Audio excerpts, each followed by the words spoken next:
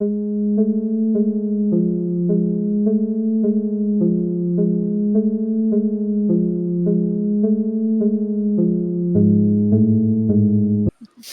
All right. Okay. No pressure at all. Uh, so, first of all, everyone who's watching the stream, welcome to the Pantsless stream, charity stream for Trans Lifeline. Um, I say we, but Steve has done an amazing fucking job raising uh, like such a huge amount to for the charity itself. I think we started out with a goal of $100, and we have surpassed that tenfold over, which is, I mean, it's mind blowing to me. And like, kudos to everyone who has watched, kudos to everyone who has donated. Um, and as promised, we are going to be, obscuring some Candela with the game of Candela Obscura by Darrington Press / Critical Role. And with us, we have these amazing investigators. And hello everyone. Welcome to the stream. How you doing? How you do? Some I think we are across time zones right now, so some of us it's late night, some of us it's early morning. I myself am not sleep deprived, to say the least, but I'll get there eventually in a few hours. But anyway, let's have a round of introductions. Hello, I am Aman. I have DM'd a few games in the past on Pantsless tables, and I run a server and a podcast called the Infinite Tavern Podcast, which has been nominated for a Crit Award. So just a self plugin, just a bit of self plugin over there. Uh, and yeah, I think let's just go around the table, starting with Bento Bud. Oh. Hi everyone, I'm Bento Bud from Bangalore, India. I use she/her pronouns.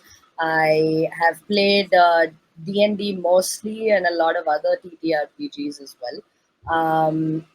Aside from that, my husband and I have a brand called Originally where we sell dice and TTRPG accessories and merch and things like that. And we're on Instagram as Originally Shop. So do check us out if you can. And that's about me. Awesome. Henry, tell us something about yourself. Oh yeah, I'm Henry. I'm out here in Colorado, so I'm one of the late night folks. I did take the invitation because I'm not wearing pants. I've got a kilt on. Um, Awesome. so, I On brand design for the board games pantsless in my table. spare time. What's up? I said it's on brand for the pantsless table. That's why I picked them out. But yeah, I'm pretty much. I didn't know actual play was like a thing till like 4 months ago, and so I was like, I can do that. So I've been trying to find kind of venues to do that, and I'm having a ton of fun with it. So That's awesome. Now coming to Shelly. Hi everyone, my name is Shelly Von Miller. I'm a drag and burlesque performer, a variety content creator, and overall internet dumbass. And Aren't we all? yeah, right.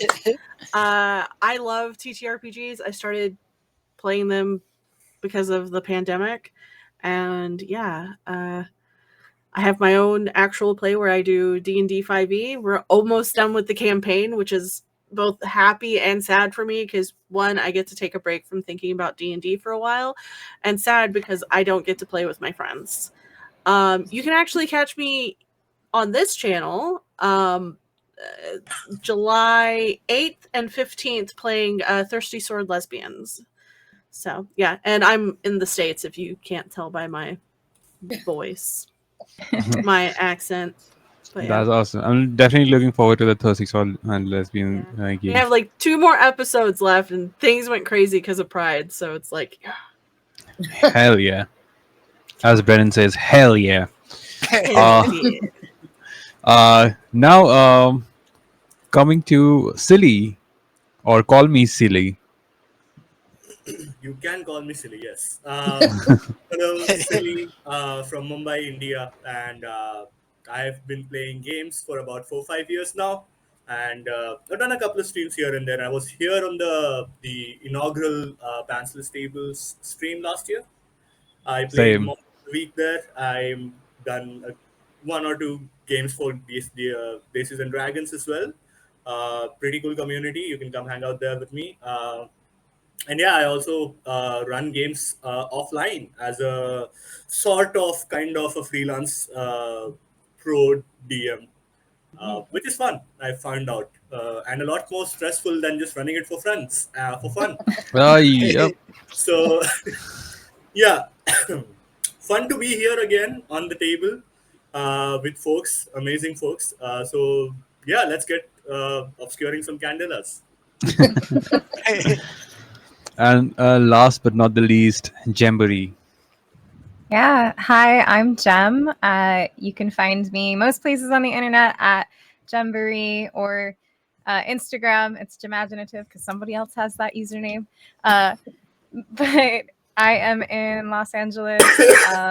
You can normally find me online on the New Age Geeks channel, where I play in 2 current D&D actual plays, as well as host my own show, Goodberry Cafe, where I play a bunch of indie TTRPG games with friends.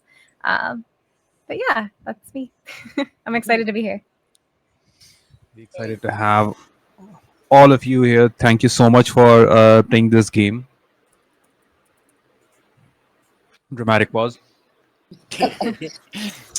And I think that's all for introductions. Just a couple of trigger warning for this game. There is going to be some there's going to be some level of violence, and there's also a possible chance of loss of agency for the characters. There's probably going to be nightmarish creatures. There's probably going to be trypophobia as well. So just fair trigger warnings for all of you who are watching. But we do have uh, safety tools for this actual play. So if just a reminder that if any character or any player doesn't feel safe for any content that is there, we can just take a pause and we can revisit this. So with that out of the way, I don't believe we have a title screen because we'll get there. We'll get there. We'll get there, guys. Eventually, one day. But with this, let's go. Promises. Yeah, we got so far. So with that, let's begin this game of Candela Obscura. Let's imagine a montage. There is a girl called Shikha. Shikha. She is new in Ispatpur. She has just been assigned as a corporate employee, as a clerk in the Ispatpur Iron and Steel factory in one of their corporate offices. You see a montage or a day in her life in Ispatpur. She gets up in the morning. She uh, kisses her partner Meera. She makes a breakfast, goes to her office. She chats up with a lot of friends. It's a very happy thing. This is one of the biggest roles that she has taken on. She meets with a few people. She meets Mr. Ashraf, who is the um CEO of the Ispatpur factory itself, the iron steel company. And the day is going fairly well for her. On her way back home, she sees a few people, 3 people running in, coats and cloaks. That's in the evening when she's returning home, and she thinks, "What a strange bunch of people! Why are they running at this time when everybody's just quiet and then just enjoying their home, enjoying their time?" Um, and she gets back home, greets her partner again, and you see Meera is what we call in this world a soldier of the empire. where the city itself is located in. There is a symbol of the sun on Mira's uniform that she's wearing, and she they greet each other. They spend some time in the evening, listen to the radio, having some tea, and just generally talking and reading. And we focus on her face as she is sleeping, face up. We keep focusing on her face, going into it slowly, slowly, slowly. And suddenly, we see her standing against an entire white background. We cut back and we see her standing in a landscape which is entirely white. The floor and the sky, it's entirely white. There's almost no end to sight. There is no horizon. Nothing. Shika finds herself alone. No Mira by her side. Her voice not even echoing, almost getting lost to the wind. And that's where she sees something towering over her and almost creating a shadow over all of her area. We don't see it, we just see Shika staring up in horror, and she runs. She runs for it. At this moment, we transition to a golden mist like sand. It's swirling around someone's feet, and only around someone's feet. It's still the white landscape that we just saw. We see a hand reach down and try to touch the mist, but it escapes their finger. We cut to an extremely wide frame where we see just one single lone person, almost the size of an ant, again standing in the same endless white. No sound at all, just the sound of heavy breathing. We cut to their face. Silly, who do we see?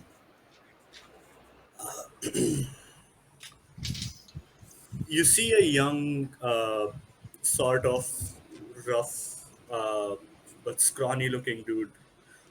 Uh, this is Kingsley, Kingsley Brand. 15 years ago, he and his sister, while playing on the streets, came across an object that had some mystical, magical properties, it appeared. Uh, Candela found out about it and came to take it away, which they did. But they also found out that the object had a sort of a supernatural entity inhabiting it, uh, which also connected itself with Presley and Kingsley. So they took away Presley, but couldn't take away Kingsley as he was helped by the entity. So for the last 15 years, he's been just wandering place in places, trying to find his sister or the Candela to know what happened to his sister. Uh, and yeah, recently he came across the Candela, but they wanted him to work for them before they could reveal anything. So now he's a corporate employee, a field agent for the Candela, trying to prove himself so he might get to know a little bit about what happened to his sister and maybe reunite with her. Nothing like corporate employees in a fantastical setting. But as you are, just taking in the surrounding, something very, very unfamiliar to you. You see someone running towards you. They are getting closer and closer, almost at superhuman speed. 100 feet, 90, 80, 70 feet, 50, 40, 30, and you see the person. It looks like a girl. It looks like a girl. As she approaches you, it almost feels like she spreads thin across you and blurs out as she almost phases through you, disappearing. And you hear a scream which is so distant. At this point, we cut to a close up of a hand twirling around a similar golden mist, unable to touch it, almost like the mist is trying to escape that touch. And it's above someone's head. And the hand itself almost feels like it's playful, trying to play, trying to see what the mist is doing. And behind that close up of a hand, suddenly a hand passes through it in a blur with a similar scream in the background. And we track back. And Shelley, tell us what Fanny looks like and what are they doing. Fanny looks kind of cabaret-ish. They're done up very, very doll-like, but like it's like an aged doll in a way. The clothes that they're wearing are very stage-like, but there's like, if you look closely, there's like moth holes in all of them, and she's just playing with the mist. And as soon as she hears the scream, I wish these things would leave me alone. Hello? I want to be left alone. It's fine. It's fine. Just go to your happy place. Go to your happy place, man. Okay.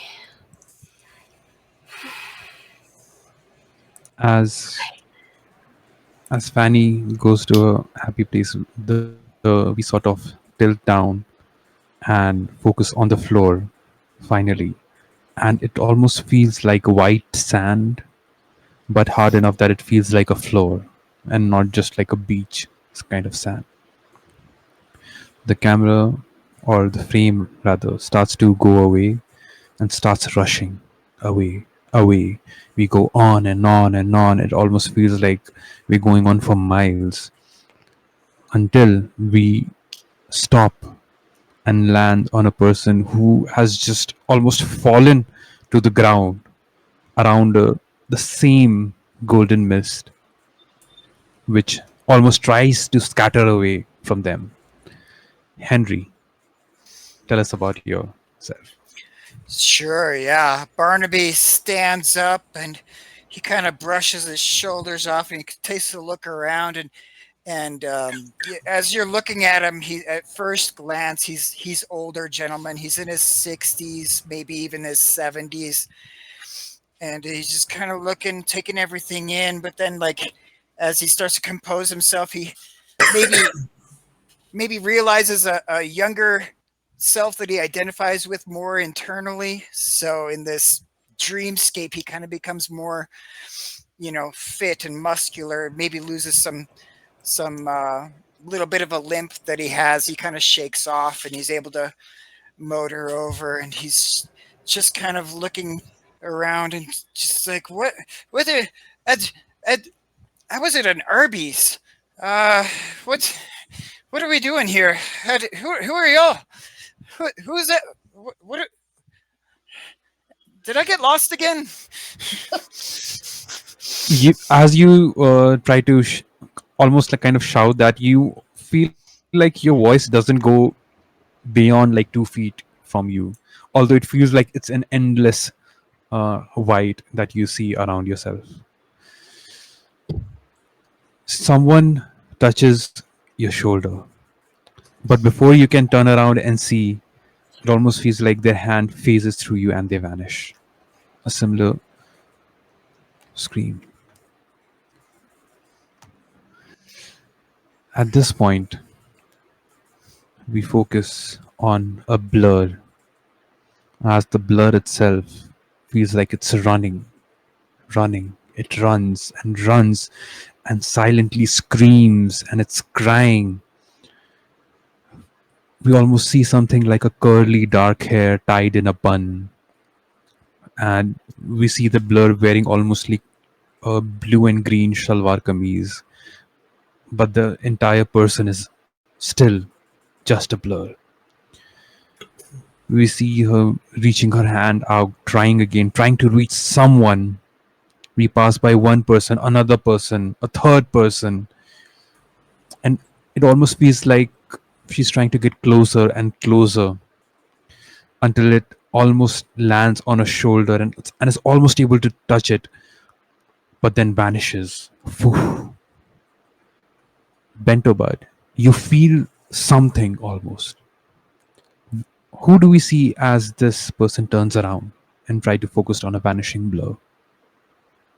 Um, when I felt something like almost touching my shoulder, like almost like that weird tingling in the back of your neck feeling, and I turn around and you see like a woman probably in her late 20s, early 30s. It's kind of ambiguous. You can't really tell that well. She's got like straight black hair. She's got like an average looking face, slight scars here and there on her body, but you can't really tell because of the way she's dressed. She looks like a regular, like what you would call like an intern working at some large firm somewhere.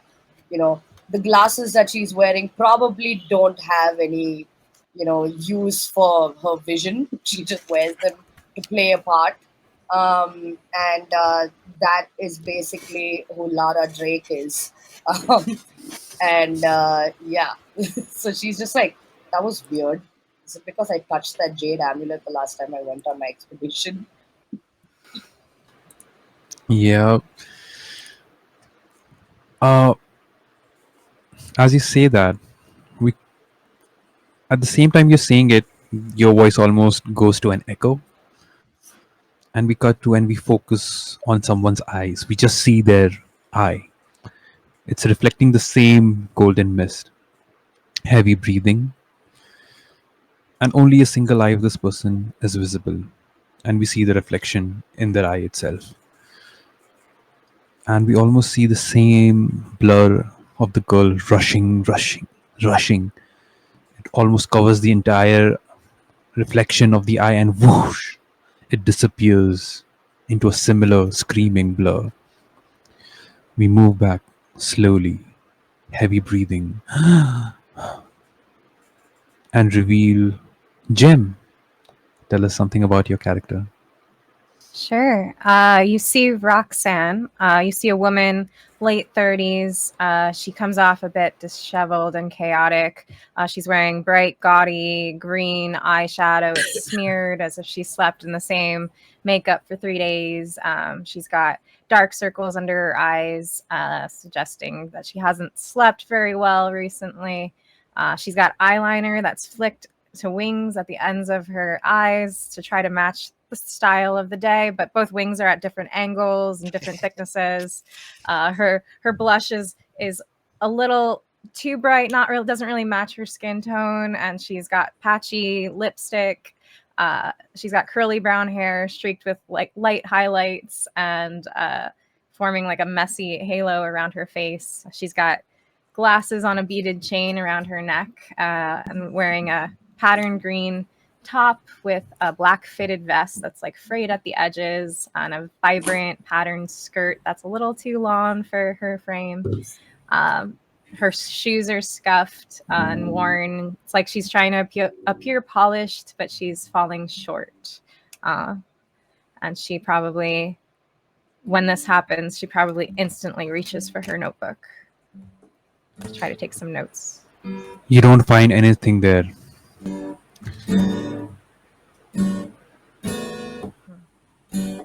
Okay, do I hear some music? Awesome. Spooky. That was literally spooky for me. Like, okay, where's that coming from? But anyway, You try to go for your notebook, which is almost always at your side with everything that has that you have come across so far in all of your time. Something to always note down, almost like a quick journal that you have.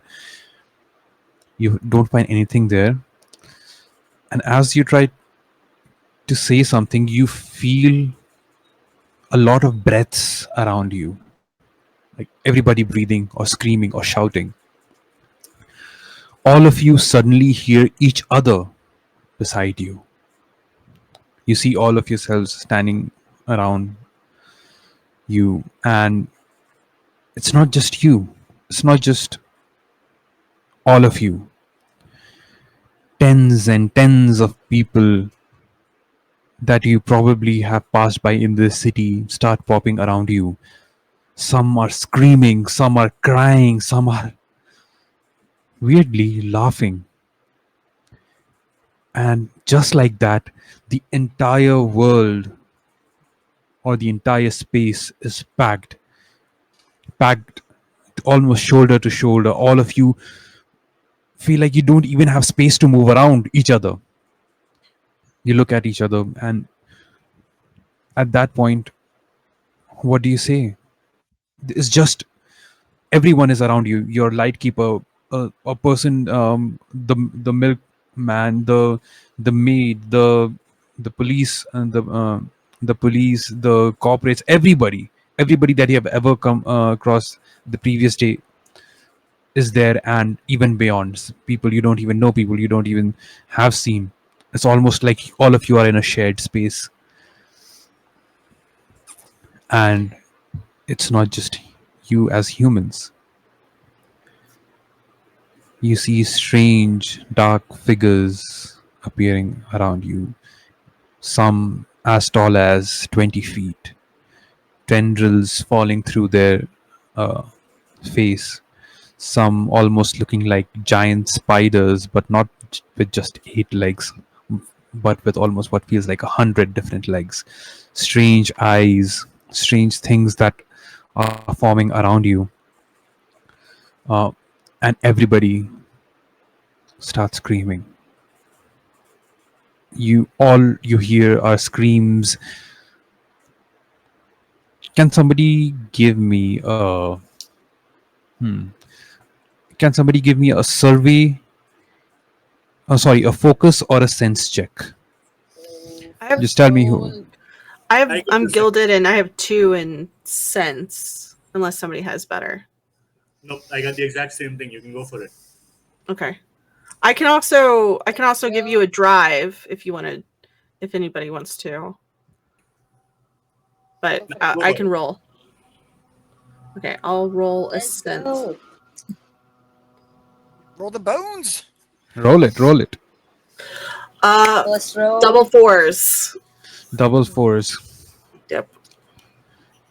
Okay. You immediately clock the monsters, and the first thing that you notice is that the monsters themselves seem to be scared. Not scared of the people around them.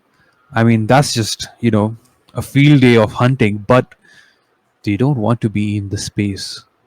It's something about the space that is scaring the shit out of them. Can I take a look around and kind of figure out what is forming this space? What brought us all here? Is that kind of Give me a survey check for this. So Survey? again, sorry, not a survey. Give me a sense check for sense this. check? Yes. Okay. And I have 3 dice in that. So is that I roll 3? Yes. Are you? Yeah. What's up? I got a 5 and a 1 and a 3. Shelly, you were saying something? Oh, I was gonna say, are any of those gilded? I have a no, Okay. no, it was, but then we undid that. So Okay. no, that one is not. Yes. You know that none of you are here of your own volition, and it's it's real. Like everybody in here in the space is real, but everybody has been yanked into the space essentially. But before you can, try to make more sense of it or try to find something more about this, you see the ground itself almost pulling people into it, left and right. Vroom, vroom, vroom. The monsters themselves are being pulled into the ground. Vroom, vroom, vroom, vroom, vroom, vroom, vroom, vroom, vroom. And with that, everybody wakes up. You find yourselves simultaneously, all of you are woken up, and you find yourself in your chapter house. Uh, it's not a very nice place, one would say, but there are cots over here for everyone to sleep. There is sort of a kitchen area in the room itself, and there's a door that goes to the bathroom, and probably a door which leads somewhere else. And yeah, two ceiling fans are noisily whirling above your heads. Guys still feel like you guys feel like you're in the same clothes that you were wearing last night on an assignment. Strangely, you don't remember a lot. It was a pretty mundane assignment, but you don't remember much of it since it was um, so it it it was important, but it was tiring. It was just you staking out something which led to nothing. So you came back to this chapter house and you're sleeping, and after that whole ordeal, all of you wake up at the same time in your individual cots.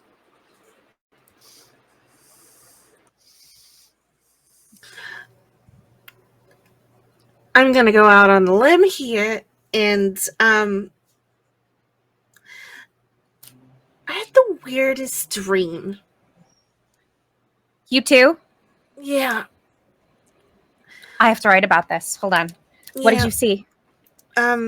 Monsters, and I mean the people of the city, and all of you, and I mean I saw the Lightkeeper, and it's weird, and I hate it, and I was wearing that stupid outfit that I had whenever I first started doing cabaret, and it's just my head is killing me. Are we gonna have coffee or food or anything? I'll go get something on in the kitchen. Okay. Oh. I can tell you that that wasn't a dream. I don't know what it was, but we were there. I don't know how we're here and where we were, but it wasn't a dream. Yeah, it's Well, like obviously, dream. We all had the same thing. I mean, we're asleep, unless falling through those holes made us go to sleep.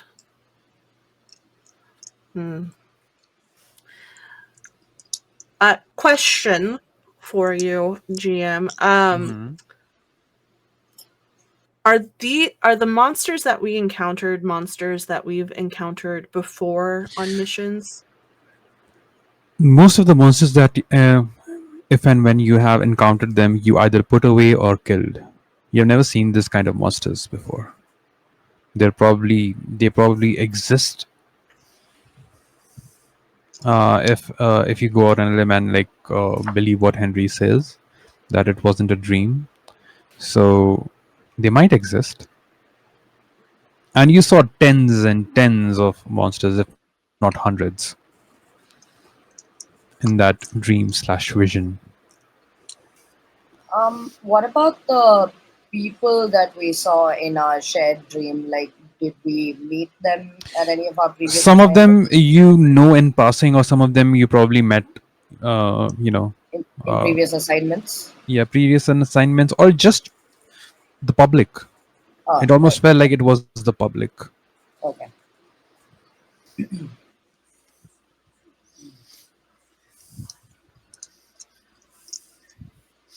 got a bad feeling about this. Is our lightkeeper here? The lightkeeper isn't here. You are in a chapter house. You're not in a lighthouse. The lighthouse is about a couple of miles away from this location. This is just for you to recoup, and you know that the lighthouse is supposed to be anonymous and safer. And the only reason you come to the chapter house is if somebody's following you. They don't immediately go to the lighthouse. They can't find the lighthouse. So that's the only reason you have the chapter house, which is a very ramshackle place, to say the least. Just because this is very weird, I'm gonna use the bleed detector. Mm-hmm. So his bleed detector, Kingsley's bleed detector, is basically nothing but himself. It's sort of the entity because he calls her GI. It's sort of like an inner voice, gut Mm-hmm. instinct that he has, that he got from that object, uh, which sometimes maybe helps him out, sometimes maybe not. So I'm going to use the bleed detector, my gut instinct, to see what's if there is something wrong here, because it's very weird to have like all of us having the same dream, and it felt Yeah. so real. You, Yeah. your GI, which is basically gut instinct. I love it. I love it so much. So I mean, you try to feel the bleed which you have felt before, and you have encountered it. But here it feels clean. It's clean of any sort of bleed or any residue or any corruptive residue that is felt. Um, you don't feel bleed as such, um, but definitely some you feel something is off. But it's not bleed. Maybe it's in your head. Can I clarify real quick? Is Yes. bleed like stuff from the other realm coming Yes. over? So, Is that what? so from the other realm, there is something which comes through, which is called magic, which can be used to create something or use as an element in something. The corruptive residue that is left behind by magic and monsters is known as bleed, and that can seriously harm a person. And everybody's experience of bleed is different. How they perceive it, how they feel it, how it affects them, it's different. So let's compare notes. Let's compare what everyone has seen and see if we can find something common apart from the mist and the monsters. Maybe something, a location, a thing that we can maybe connect to the in the real Yeah. world. Then maybe we can go find it out. I agree. How about everyone come and sit at the table? I've got the coffee ready. 5 super strong coffees coming right up. Thank you. Uh, if you were playing D&D, I would ask for a performance check from Bento Damn it. to create a good cup of coffee. I never said it was good. I said it was strong. It was strong. That's what we need in the morning. But again, as you are sitting and comparing notes, and you bring all the cup of coffees, it's very strong. It's not the best. It's not the best coffee powder. Coffee beans that the coffee is made out of. But it'll do. It wakes you right up. So that's good at least. It's nice. Like At even though I'm the newest member here, you still do all the intern work. That's so sweet of you. I mean, I am an intern. Hint. Oh, uh, as you're discussing notes, you hear tuck tuck tuck tuck tuck tuck on your chapter house's door. I'll get it when I go and open the door. I definitely. Is there like a protocol to opening the door? Is there like a secret code or something that we need to What kind of You can password? probably there isn't one. Secret knock. You can probably take a peek. Okay, I'll take a peek, see if it's someone I recognize or someone who seems to be in need. Yeah, you do. You do that. It's a not a boy, but it's a young man, about looks to be in his late tweens, early 20s. You know him as Dilip. He um, what he does is he delivers a lot of assignment notes or information across from Candela teams to Candela teams, from chapter house to chapter house, etc. Basically a runner. And he's wearing these white uniform, which is applicable to a driver for probably one of the rich families or something. um, um, as you sort of open the door, he says, ah Kingsley bhai, Kingsley, are you guys okay? I had the strangest fucking nightmare. I can't believe. Are you guys okay? Because I saw you guys, and then suddenly I was awake, and oh my god, the things that I saw. I just had to rush over here. Uh, yeah, come on in, come on in. Thank you, Let's have thank a you. talk over the chai. Thank you. Oh, chai. Do I? Do I smell coffee? Oh my. A chai would have been fine, but okay. I can do coffee. It's been like a year since I had coffee anyway. So I need that. I need that. And he just goes and Kingsley, I'll the hand him coffee. that. Yeah. Before you can hand him, he literally takes it from you, and he like gulps it. He's just like it burns his tongue because of how hot, and it Strong. disgusts him because of how strong it is. Yeah, Barnaby has been spending the last 15 minutes trying to get the balance of cream and sugar just right, because this is like this is not what he's used to waking up with.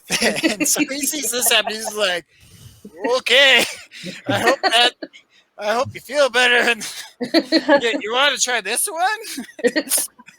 You see, Dilip takes the cup from you, just smells it, and just like, huh? No, I'm good. I'm good, sir. I'm good. I think I'm. Uh, okay. I feel like. There's no Uh, need to be dramatic. There are tea bags in the cupboard. Okay, probably just tell me that. And he just like goes and start taking out tea bag, starts preparing tea for himself. Uh, and okay, I just saw those text messages, Shelly and Steve. That's naughty. Uh, y- you can't hawk-thorn the coffee. Steve did it. Steve started it.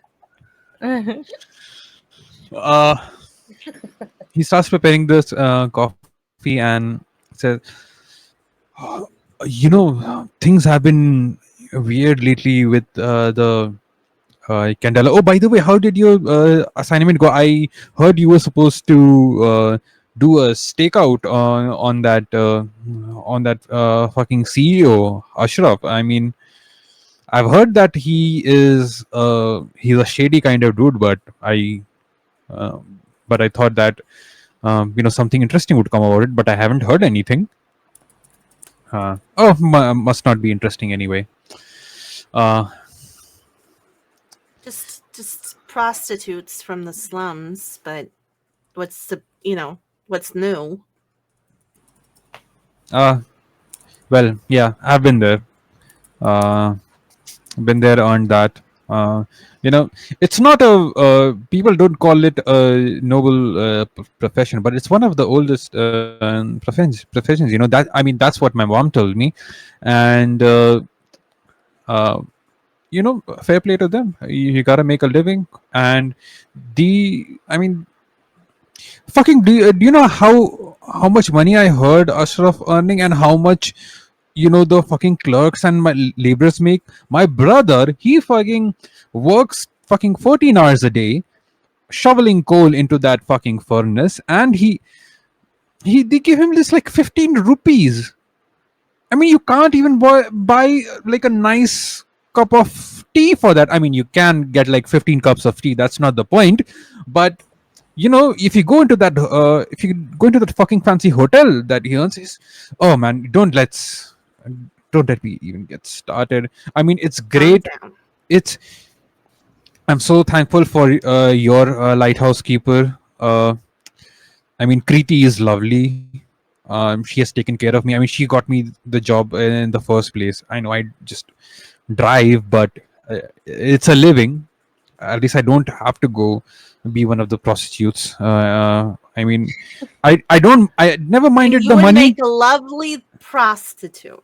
I work with a bunch of them. I Did you do. know See, that? They work in the club with me sometimes. They get a lot of their clients there. I know, and see, Meghna, I love her so much. I mean, she took care of me so much. I believe she works in your club as well, and Mm. I did not mind the money. It's just the people that I minded. Some of them were They great, can some get of them not so much. grabby. They Yeah, can get grabby. the rich ones, yeah. I mean, they have the cash, but they don't have the uh, Class. they don't have the class. Yes, that's the word. They definitely don't have that. Go Uh, drink your tea. You're uh, babbling as yeah, usual. yeah. I need that, and But we he are just actually in the middle of, gathering everything that we had last night in that dream. Yeah, we had the dream too. oh And fuck, you did? so, yeah. I thought it was just me. No. Okay, that's weird Very, very weird. because I remember waking up and I still felt like I was in that place, and um, it's strange because the moment I woke up, I was almost in the middle of the street, and apparently I was sleepwalking, and I ran into another person who looked as surprised to find themselves there, which is so fucking strange. I don't know why. I'm glad you guys are not fucking sleepwalking. It's raining out there. Thankfully, I was still in the shade, but uh, I think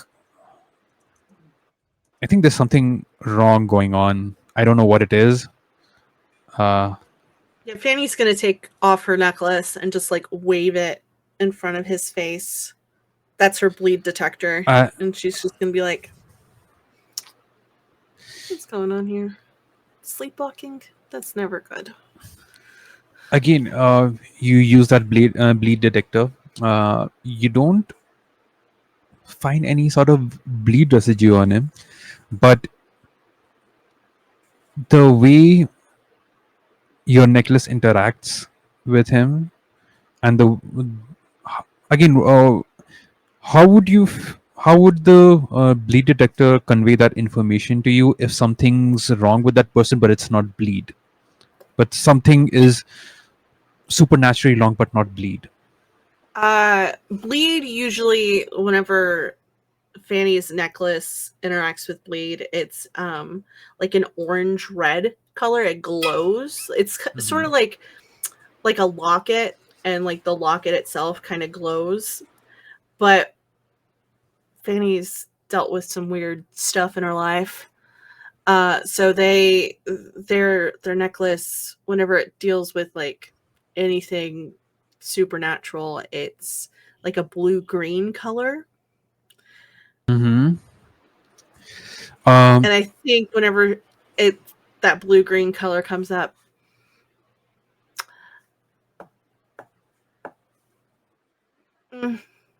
yeah, something's going fucky here, and I don't like it. Are we in the middle of town, or where's our Your house? your house is located in a place called the Ashraf Colony, and it's not a place that somebody wants to live, because it's just that's it's the densest part of the city itself. Okay. You can try and going outside and see where you are at this moment, and I'll describe it for you. But it's literally the densest part of the town. It's not exactly at the center of the town, because the center of the town itself is the factory. Um, I don't think he'd go outside, but he would definitely like open up the drapes and open up the window and kind of like look out and just try to get a vibe check on, are people mhm. having this same kind of reaction around, or is this You open the quote unquote window that you guys have. It's like it's a wooden panel. It's a wooden. Um, there's no drapes as such. You open the wooden part of it, and there is literally another house right in front of you, like literally 10 feet away, not even less than 10 feet away, or maybe like 5 feet away, and you are a floor up, and beneath you is like a tiny alleyway, uh, which is like the main road for this part, for this area, and you can see light from the sun coming from like 100 feet down the line, where there's sort of an opening which is there, and the rest of the town is just like ramshackle houses built on top of each other. Uh, the topmost roof that you can see is just a tarp, uh, trying to hold the rainwater outside. Although the road, sort of cobblestone floor of the road itself is like wet from the rain, and because of like all the sewage, the leakage, and the rain itself, it's not a. I mean, nobody wants to live here, but they have to live here. And give me a search. Sorry, give me a give me a survey check, please. survey? Okay, Yes, cool. It's a 4 and a 2. a 4. Mhm. Is it gilded or did you use any drive? Nope, All it's right. just a regular. Yep. So on a 4, not a lot of people are up and about right now. Most of the people who had to go to the factory, they have already left. Um, it's about 11 a.m., almost 12 p.m. Um, at the moment. Most of the people you see are either running stores inside of these areas, like they're like tiny, they're like small stores which are open, and most of the people have been up for a while. Some of the people you see are talking in hushed tones, but there isn't something wrong as such for now. You can go ahead, you can try to go outside and see what you want to, if you want to detect something or talk to some other people. There are other things you can do, which is go to the lighthouse or talk to someone else. But for now, in this area, it's very, very quiet. Okay. He'll relay that to everybody and just say it's kind of eerily quiet out there, and he'll just kind of wait for other people maybe have input on how we should act. So Wait, so you just came in from outside. Did you notice anything? You said you saw someone else look confused and wake up near you. Oh yeah. I mean, it was weird. I mean, it was not just one person. I saw a couple of people who were almost feels like they did not know where they were. It's strange. You know that guy who sells pan outside. He has that store on the road.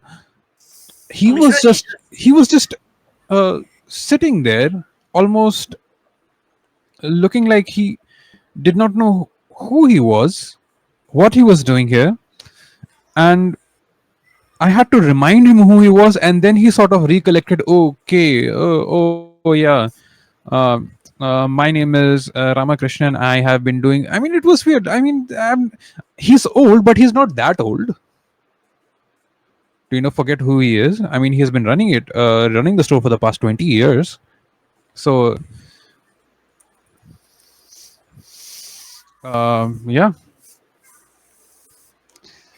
I mean, he did. I mean, it's see. Losing an eye and like replacing with a cotton bud can cause some memory problems. I've heard from my father, but not like this.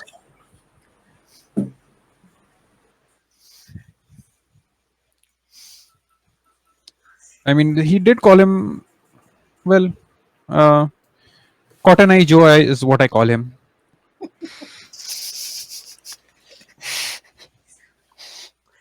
But yeah, it was strange. These people, I don't know what goes on, what has went on with them. Uh, oh shit! What's the time? What's the time? He says. It looks like it's like 9 a.m. 10. Why am I up so early?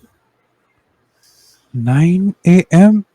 Holy! You see him rush to the window and says, "Oi, oi, Raju! Time kya ho raha hai? What is the time?" And you see one of the store persons just peek out from beneath the store and says, "Bhai, it's almost 12. Aren't you supposed to be at work?" And he just says, "Ah, fuck." And Dilip just then runs out of the house and doesn't even say goodbye. Is that clock broken? I guess that clock's broken. Oh no. Oh, well, more thing to fix. Something rings inside the house. It's in one of the cupboards. It's not a telephone, but it's almost like a telegraph machine. And you go to it and it starts printing out something in Morse. It's easy enough to interpret for you because that's your natural language of communication. As far as cryptology goes, it reads lighthouse ASAP over. It just says that.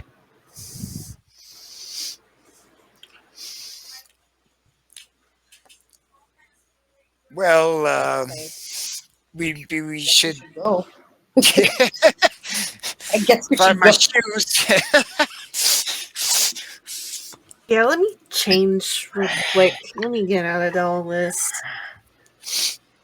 Ugh. What do you think this means? The dream and the lighthouse, having to go and meet there. I mean, obviously, debrief, I Like, think it means that we're not the only ones it's happening to, too. true.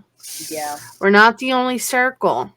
Mm-hmm. So, Which also means that we might have to investigate this. true. So Perfect. we're on the clock. I'm ready. Let's go.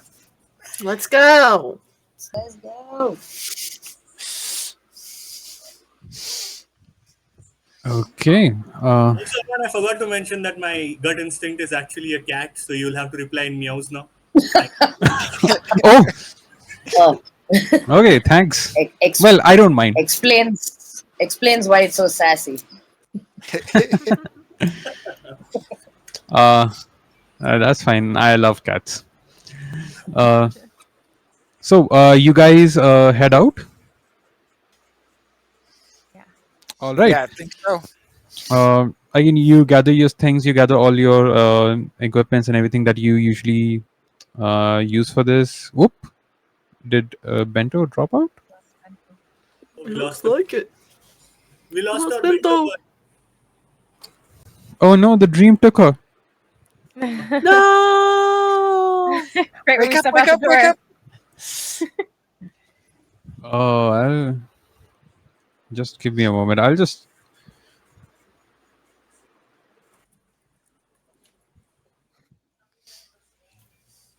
I'll just quickly checking where what happened if she has like a trouble Oh, internet no. connection.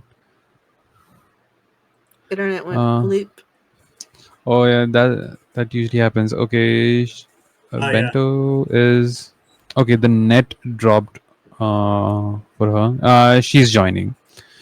Uh, so and hopefully she'll be able to. Did the meowing get to her? Steve says, yes, yes, it did. Um, so yeah, but still, we have 8 lives left.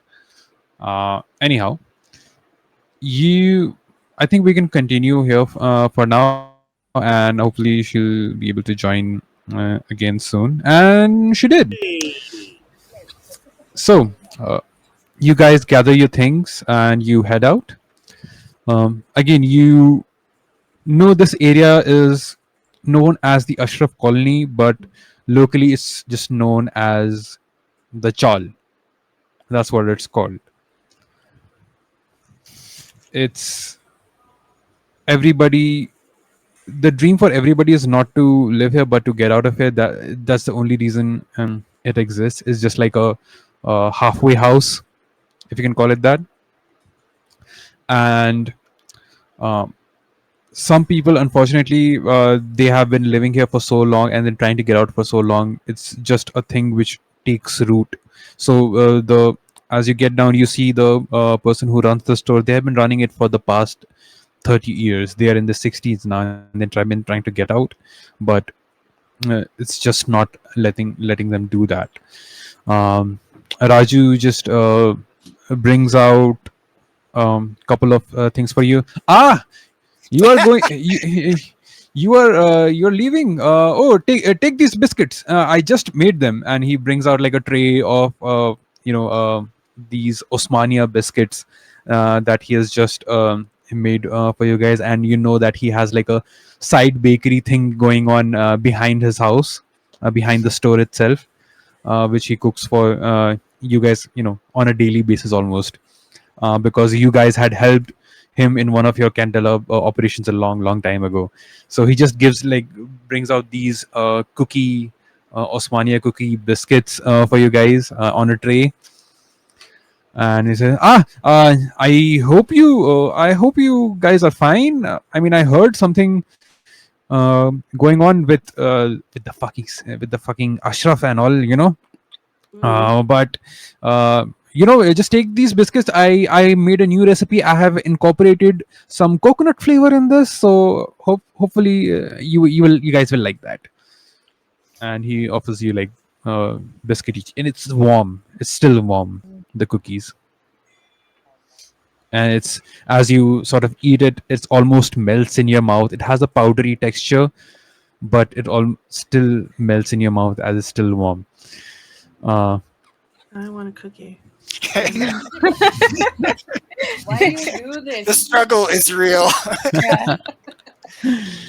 um, you head out and you find that okay, it is raining. The clouds are up. It's all what would be full daybreak at this point, and it would be like really hot and humid at this point in Ispatpur.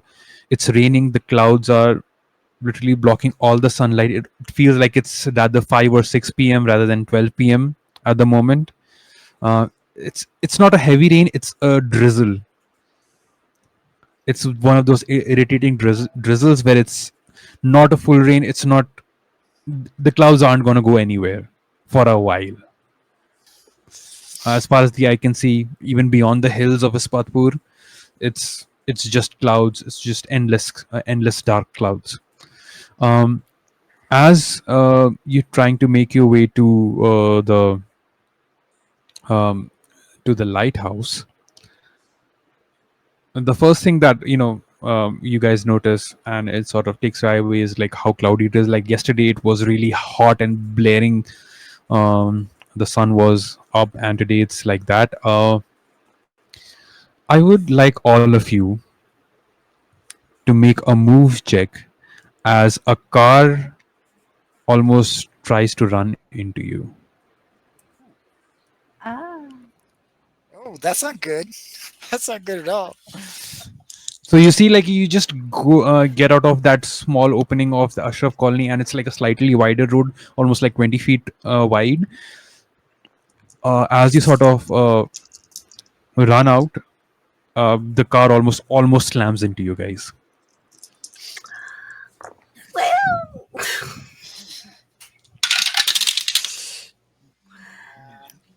I it hits Fanny. oh Oh god. no. I Bento, think Fanny's like, your voice is a bit too low. oh, Hear me it now? hits Fanny. Yeah, but it hits Fanny. Yeah. What roles did you all get? Let's go. Let's go around. Fanny, 3. 3. Henry, So I was gonna ask, is this an instance where I could bend reality or not? uh, yeah, you can. You can. So I think because I think Fanny and I might have been like next to each other because I got a 2. I got distracted by my umbrella. So I'm wondering if I could just alter the reality so that car just stops because there's a stop sign up there before it comes to us. All right, we'll get to that. Jem, what about you? I got a 4. I got a 4. You got a 4. Silly. Yeah. You're muted. You're muted, my man. I can't hear you. I think you're muted. Sorry, I got a 6, is what I said. Okay, you got a 6 and Bento. I decided to gild a die as well for this, so I got a 6 and I got a 5. Nice. Okay. I mean, if an action is gilded, one of the dice you're going to roll is going to be always be gilded. You don't have to gild a die. I mean, if there are 2 dice in that, one of them is always going to be gilded. If this one die, the die you roll is going to be just the one die you're going to be is just going to be a gilded die. I got a 6 and a 5. You got a 6 and a 5, so we'll take that 6. Did you use any drives? No, I didn't. All right, then that's fine. 6, a 6. Okay, so this is how it happens. The top of the part, leading the party were Silly and Kingsley and Lara. As they sort of head out to the road, they see this car coming towards them and they dodge out of the way. The next person in line was Roxanne. So as they were almost like blocking her vision, so they weren't able to see where it's going to sort of hit them, and it's almost hits them. So Roxanne, I would like you to take 1 body mark, and it sort of hits you on the side as the mirror. It almost like tries to shatter your shoulder bone. Take a body mark, and it sort of throws you off onto the side, and as it's about to hit Barnaby and Fanny, the reality bends in such a way that Barnaby and Fanny are shifted 5 feet on either side, and it goes through and it hits the wall, and it isn't able to hit either of them. So it almost feels like you phase Henry. So you phase Barnaby and Shelley across 5 feet, almost like shove 5 feet. Without actually shoving her, they almost like teleport 5 feet away. The car goes through, it hits them, it hits the wall, stops, and you see a horn blaring. It's non-stop. The car starts to smoke up, and what do you guys do? Roxanne is thrown onto the side. Not a lot of hurt, but still, you take a body mark. Yeah. I I'm gonna think, go help Roxanne up yeah. and be like, "Are you okay?" Fine. Yeah, I Your must have been shoulder. looking at my notes. Didn't even see it coming. What just happened? We almost got hit by a car. That hurt. I think Fanny's gonna like just move to have the umbrella over everyone and be like, "Here, hold this. I'll go deal with the crazy in the car." All right. Who Uh, took the I Here. gotta say, I don't know if that's such a good idea. That car's smoking. No. who took body mark? Roxanne took a Gem's character took a body mark. Okay, Mhm. so you see Kingsley just goes near Roxanne and says, "Oh, I can probably help you with that if you don't mind." It's just my shoulder here. Yeah. Okay, okay. And he sort of puts both of his hands on the mark and closes his eyes and talks to himself within sort of like it seems like it's just mumbling incomprehensible, and you feel a warmth sort of passing through. And I will use ritual. Mm-hmm. When you have a few minutes to prepare, you may take a bleed mark to perform a ritual on yourself or an ally. So I'll do a circle of protection, soaks Mm-hmm. one body mark from the person with it. All right. Wow. So So again, you take a few minutes. You'll take a bleed yourself. First of all, tell me what bleed feels like to you as you try to heal Roxanne. to me, bleed sort of feels like literal bleeding in a way Mm-hmm. that it's like sweat starts to form on his brow, but it's Mm-hmm. not really sweat, it's blood. Mm-hmm. And Almost like seeping through.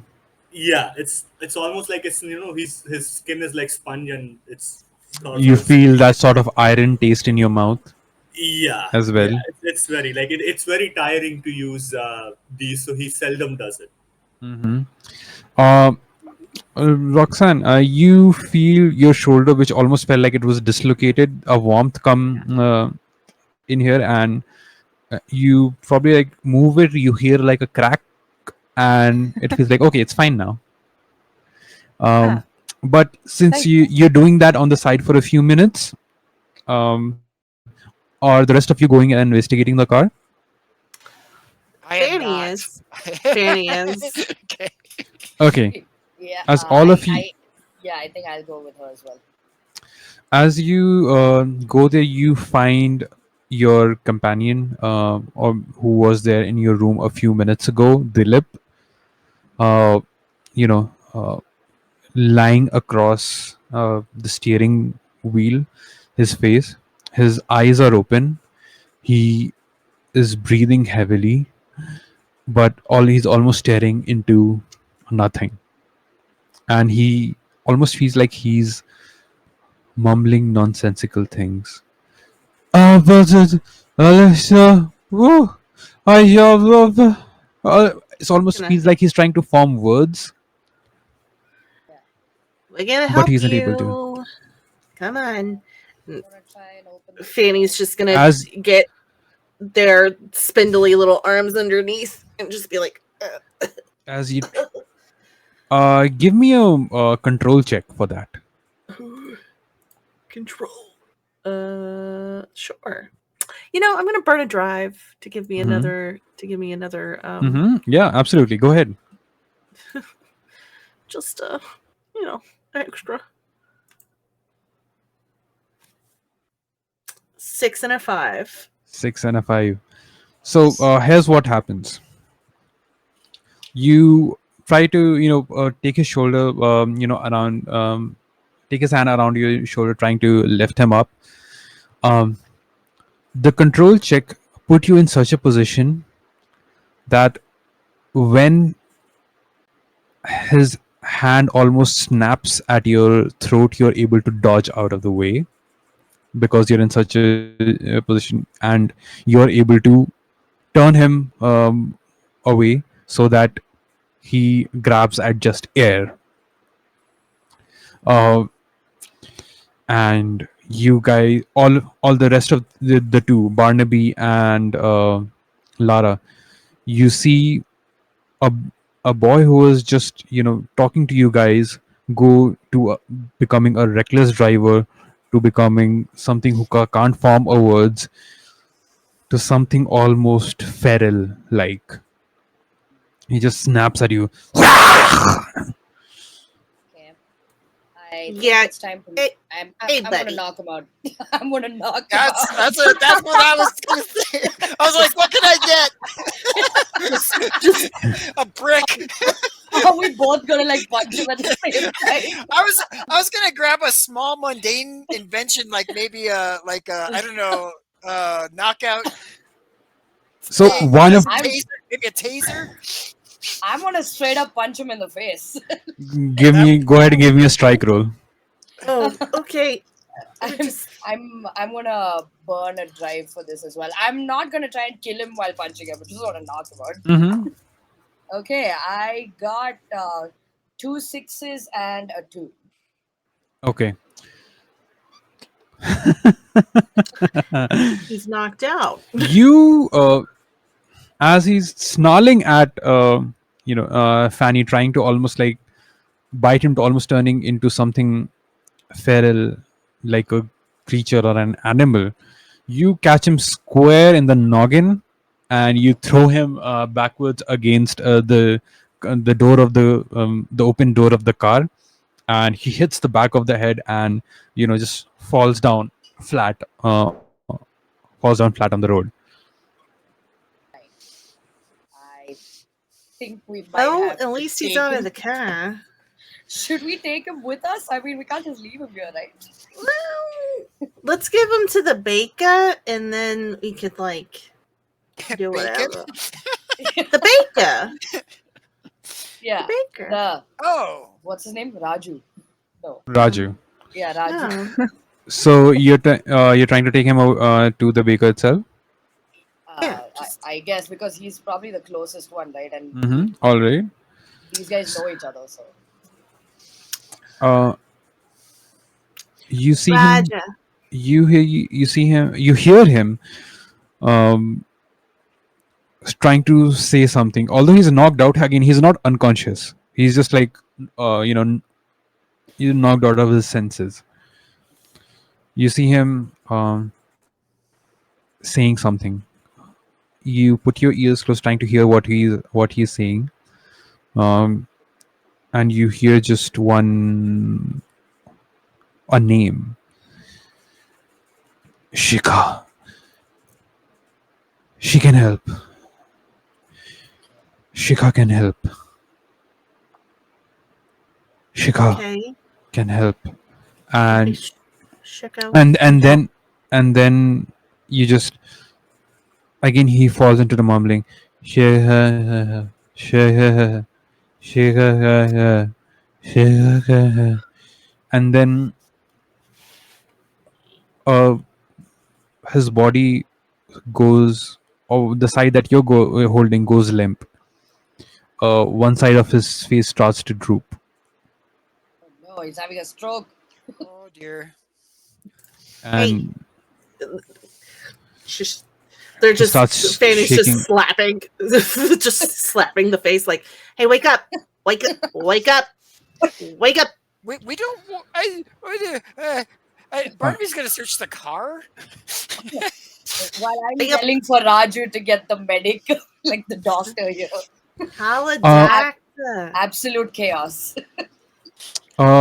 You can give me a survey check, Henry, Barnaby, and at this point, Kingsley and Roxanne are still occupied, I would say, because again it takes a few minutes for him to heal them. And what did you roll? 3. I got a 3. Got a 3. Nothing of exact importance. You do see like papers over there of whom he has to pick up, and you see like the name Shikha marked across it, that it was one of the pickups that he had to do. There are other several names, but since you just heard him say the name, that one stands out to you. There are other names as well, but that name just stands out. but nothing else that you would notice. That's just the one thing. Uh, at this point, all of you guys see other people in a similar manner falling down across the roads. All of you take a brain mark right now. Jeez. And Rude. with that brain mark, all of you feel something like your memories are almost being taken away from you. You start to, for a moment, you almost forget who you are, where you came from, uh, what were your dreams, what were your hopes, how did you came to be. For a moment, that happens, but that still feels real, and it hurts your head.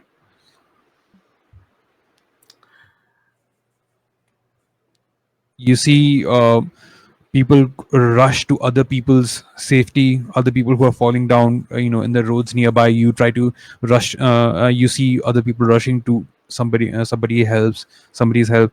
You see Raju himself like run out of that alley, and like just looking around, seeing what the fuck's going on, why is everybody falling down.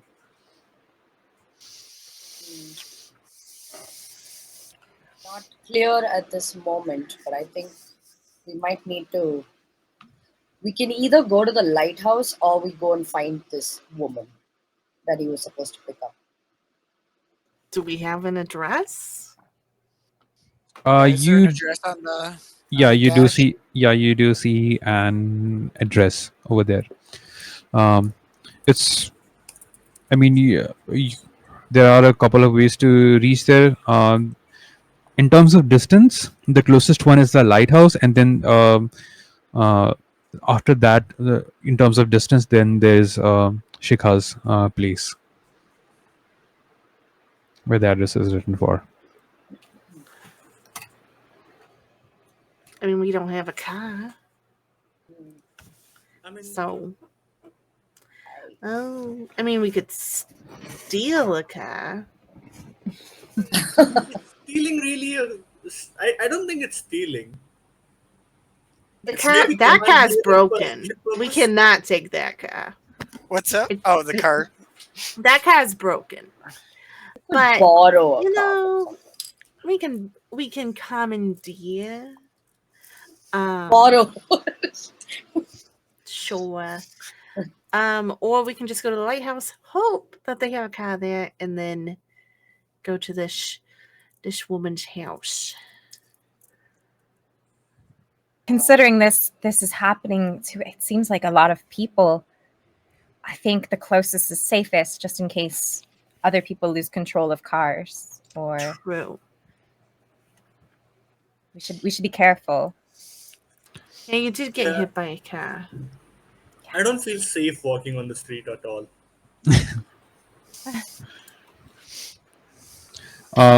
You see other people as you're discussing this. You see other people rush towards certain people, to help certain other people. It's not that everybody is falling randomly falling down, going into a stroke or spasming or seizing, but there. I mean, it like one is bad more than one is apocalyptic. You don't see people just randomly falling on the street, right? So to see even like 5 people do that is cause for concern. I mean, that's literally real world. If you in real world, if you see 5 people seizing on the street randomly in random positions, you would freak out. So Yeah.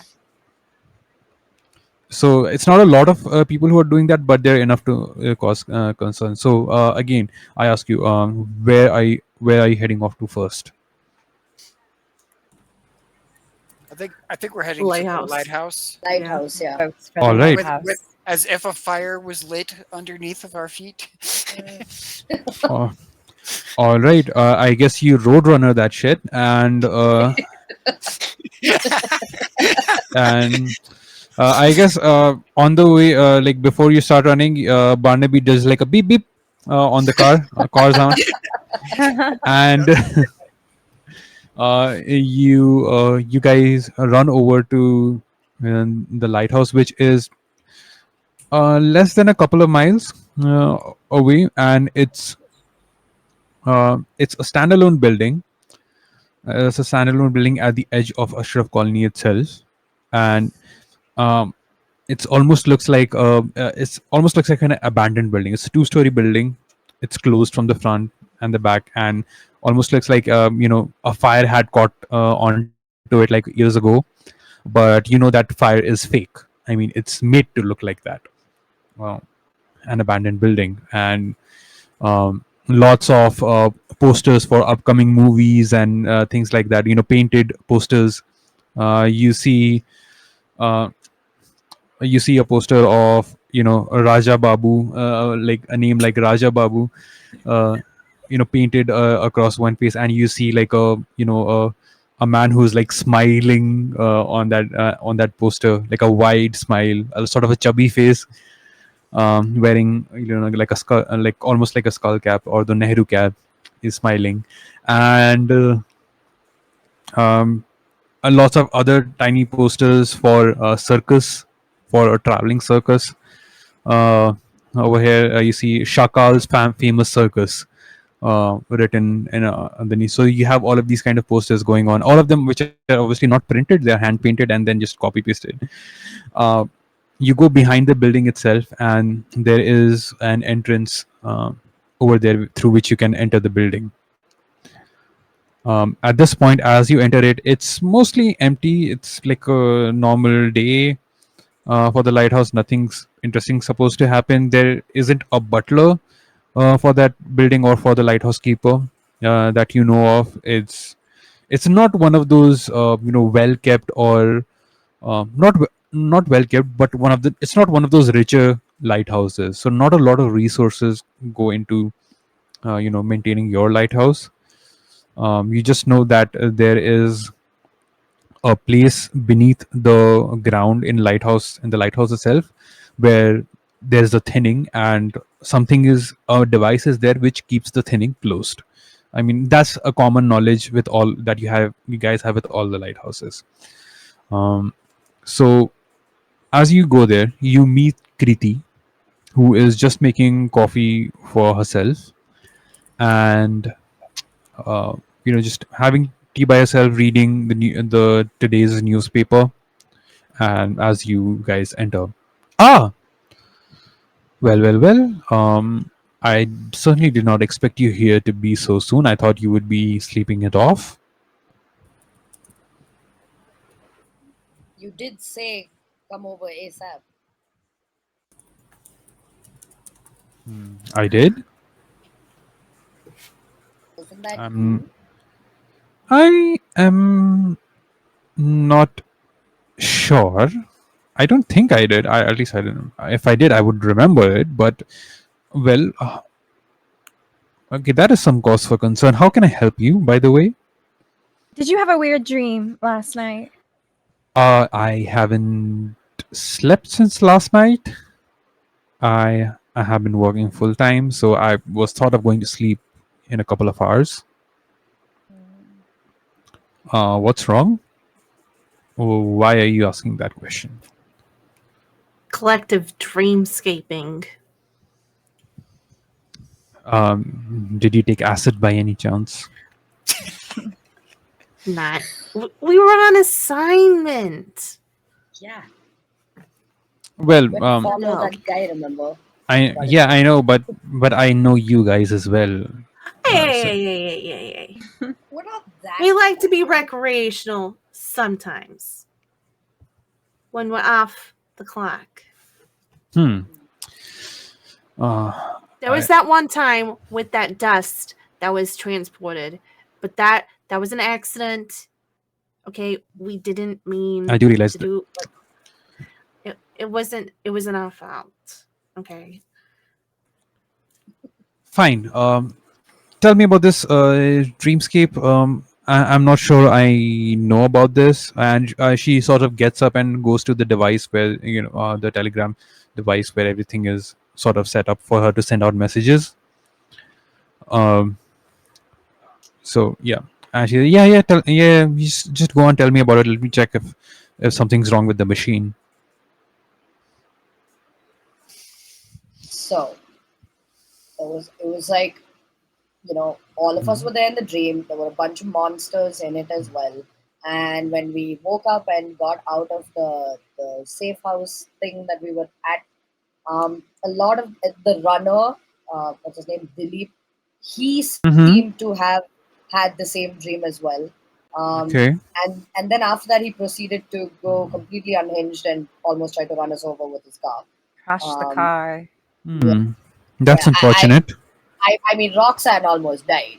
Like, Huh. Um, I'm glad she's still alive. Thanks, Roxanne, for being with us still. and Um, then he finally told us somebody called Shika can help, and that's it. That's about it. So don't know any Shikas, but well, it doesn't seem like I mean, it does seem like something went through here, but I can't find any history of me typing it out or even this being used. But that's weird. Maybe it would have been like an electric misfire or something like that.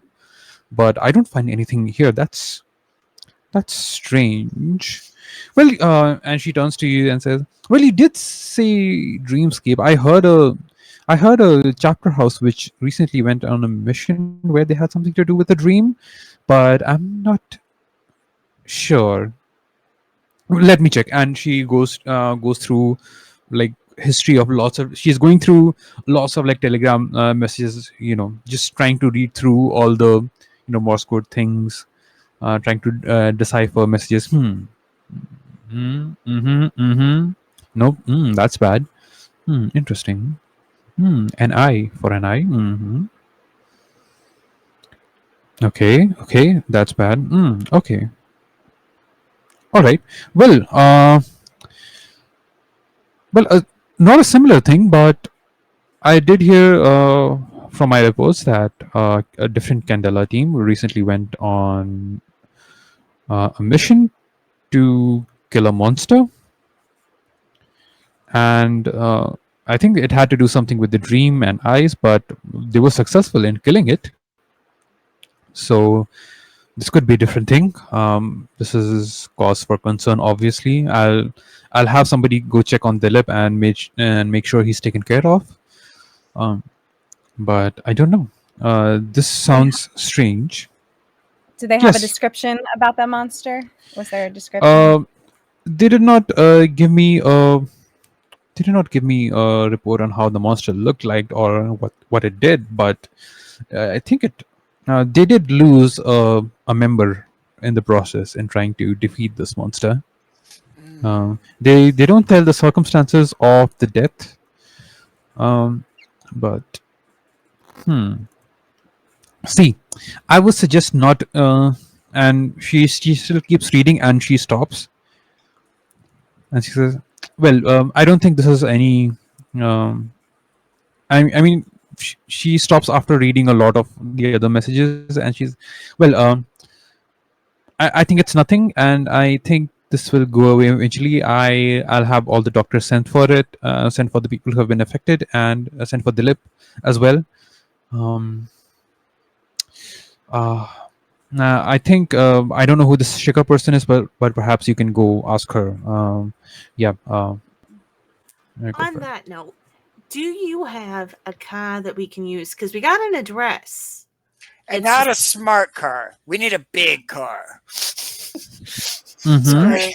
do we have a Well, company vehicle? you do have Dilip's car, I believe. I mean, it It barely got managed to crashed. get us here. Um, hmm. It, Um, it, it well, tried I to hit us on the way here. Yeah. well I can sort of, and she sort of brings out like a master kind of what looks like a master key. I think this should be good enough for most vehicles. Thank you. Silly, are you saying something? You are not audible, my friend.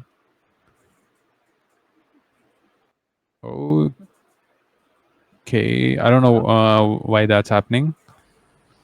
Okay, should be fine now, I guess. I don't Yes, know why. yes, you Yes. you're good. Duolingo just decided to drop my mic for some reason. Oh no, I had to change it again. oh no. Is this officially sanctioned carjacking? Or are we going to get in trouble for this? You will only get in trouble if you get caught. Oh, she's actually condoning this. Okay. Um, yeah, Jem. I want to read her reaction after reading Go, the reports. Like, is go she ahead, hiding give me a something? recheck. Go ahead, give me a recheck. Use any drives if you want. If you to do that, is anybody helping Roxanne with this? If you are Um, helping, you'll be able to lend a drive.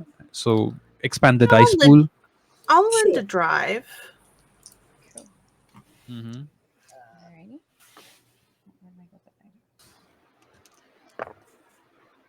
That's a 6. Okay. Mm-hmm. Mm-hmm. 6 on a and that's a 6 on a. Was it Normal, gilded not action? gilded. Normal, not Not gilded. gilded. All right. So on a 6, she is she's trying to throw you off the other Candela team or the chapter house. Hmm. Mm. I mean, on a 6, I would say you do believe that she did not send you the message to get to this house, but she's trying to throw you off from going. She's trying to go take care of this Shikha person or whatever she is or whoever she is. Do that instead. Hmm. That's what you get from this.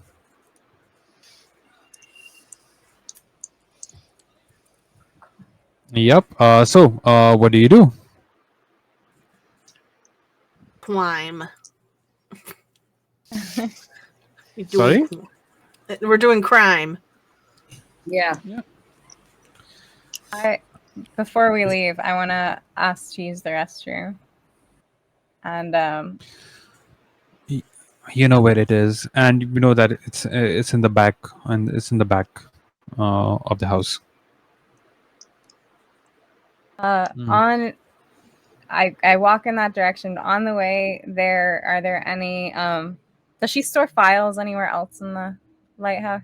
Oh yeah, I mean, on the way to the restroom, you do cross like an official, like an office room, and where lots of books are there, like almost like a library. You do, I mean, that's somewhere you can pass through.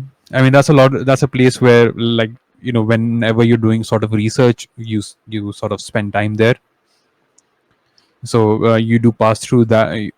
Currently, you are in sort of like a dining area slash work office.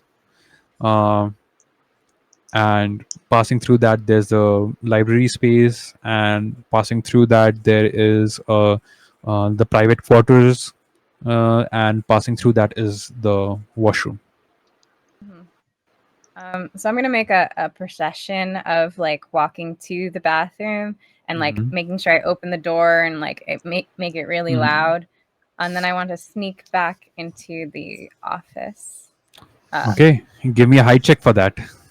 So you're trying to not just sneak, but you're trying to distract and you know trying to throw them off your scent. I would also, before I forget, guys, if any of you make like do any sort of your elimination keys things, you will get an extra dice or a gilded dice for that Oh. action. For what? For any illumination keys, at the bottom of your character sheet, illumination keys is written. If you do anything of that, any of those 3 options, you will get an extra d6, a gilded d6 for that, and you can then mark off that that action that you did. Would this by chance be like your go-to code word for I'm going to do some sneaky stuff? I think as I walk away, I'm gonna try to make eye contact and do a little like eyebrow wiggle, and that would be more of it to you all. So I think Barnaby, maybe catching that, is going to start talking to this woman about how great chamomile tea is and this article that he just read. And it is probably going to make her just as sleepy as a very strong cup of chamomile tea would. So you're trying to distract her. Yes. Distract the. Okay. So go ahead and lend a drive, preferably Okay. from cunning. Yep. Okay. Uh, So I marked that off on mine. yes, you mark that off on your character sheet, and you will get an extra d6. And I would say, yeah, if you're able, you since this for Gem, particularly for you, this can be an illumination key. But yeah, it I'm depends if gonna you want. send a drive as well. Yeah. I'm going in on this. Highest roll is a 4. A 4. So this plays out in the following manner: you are able to be unseen or be unperceived as you head into the office. Uh, the most number of the thing that you find over there is something which is called, which is just code named Nightmare, and an assignment was given to another circle recently to hunt down this monster and kill it at any cost necessary for them. um, and this was an assignment not supposed to be kept as a record in the Candela's book itself. So if you open the book of the Candela's assignments, which are like passed across from lighthouses to lighthouses, this is not supposed to be one which is kept as a record. um, but it is supposed to be, it's supposedly a personal assignment of one of the members, or you're not sure whose personal assignment it was, but it was supposed to be a personal assignment. That's about as much as you're able to gather from the statement. Before you start hearing, the lighthouse keeper just saying, Barnaby, I'm sure the chamomile tea would be great, but I'm more of a coffee person, as you know, and No, but honestly, this thing this is a locally sourced stuff. It's organic, and I'm telling you, the guy, I don't know what he puts in it, but it tastes like pineapple. It's really weird. it might taste like pineapple, but to me it tastes like piss. So you know what, I think I'm gonna go back to work right now, and I believe you guys have things to take care of. So you know what, I'm heading off. You do your work. Just report to me as soon as you get anything at all. Just just send me a telegram or just call me from wherever the nearest telephone is. Just do that. And she starts to head off to the office. Oh, one more Oh. thing, Lightkeeper. Mm-hmm. Not too related. So if something goes wrong with this Shika person, Mm-hmm. what do you want us to do? You What if they're are dead? What if they're a monster? well. I'm sure you'll find a way, as you have been doing for the past couple of years. Yeah, but we don't know anything about this. This isn't technically a sanctioned thing. This isn't like... I'll make it sanctioned. You don't need to worry about that. Obviously, this will be recorded, and when it will be recorded because you have proof of work. So it's not like I can make it unrecorded. And that's a strange question that you're asking. Well, we were here to debrief from last night because a weird telegraph that supposedly you didn't send, but got sent to us anyways. And now we have to go to this lady that we found out because a guy that tried to run us over. Ashraf is not that important right now. You can debrief me about that assignment later. Dilip, I already said I will take care of, and it seems like Shikha is the most pressing matter of topic at the moment. So I would suggest get on with it, please, and I'll take care of the rest. Okay. Don't worry. Don't get your panties in a twist. I don't know what kind of panties you wearing to get them in a twist like that. But now is Roxanne Yeah. out? It's because she only uses single ply toilet paper. You should really invest in the better stuff. Oh my god, that's a sin. That's a sin right there. I'm I'll more walk of back a in a minute. wet wipe person. Note taken. Note taken. Mr. Kingsley, you do have all the equipment you need, I think, and I should leave you people to it. All right. Yeah, let's head Please out. report to me. Please report to me as and when you see things you see fit. And she goes back to the back office. So, what are you guys trying to do now? Crime. Profit. I'll gesture to everyone to walk out the door, and then I want to gather them up and like whisper what I saw and what I felt from the Lightkeeper. The Lightkeeper's definitely hiding something from us, and something about Nightmare. Onafor, you do do you relay all the information that you found?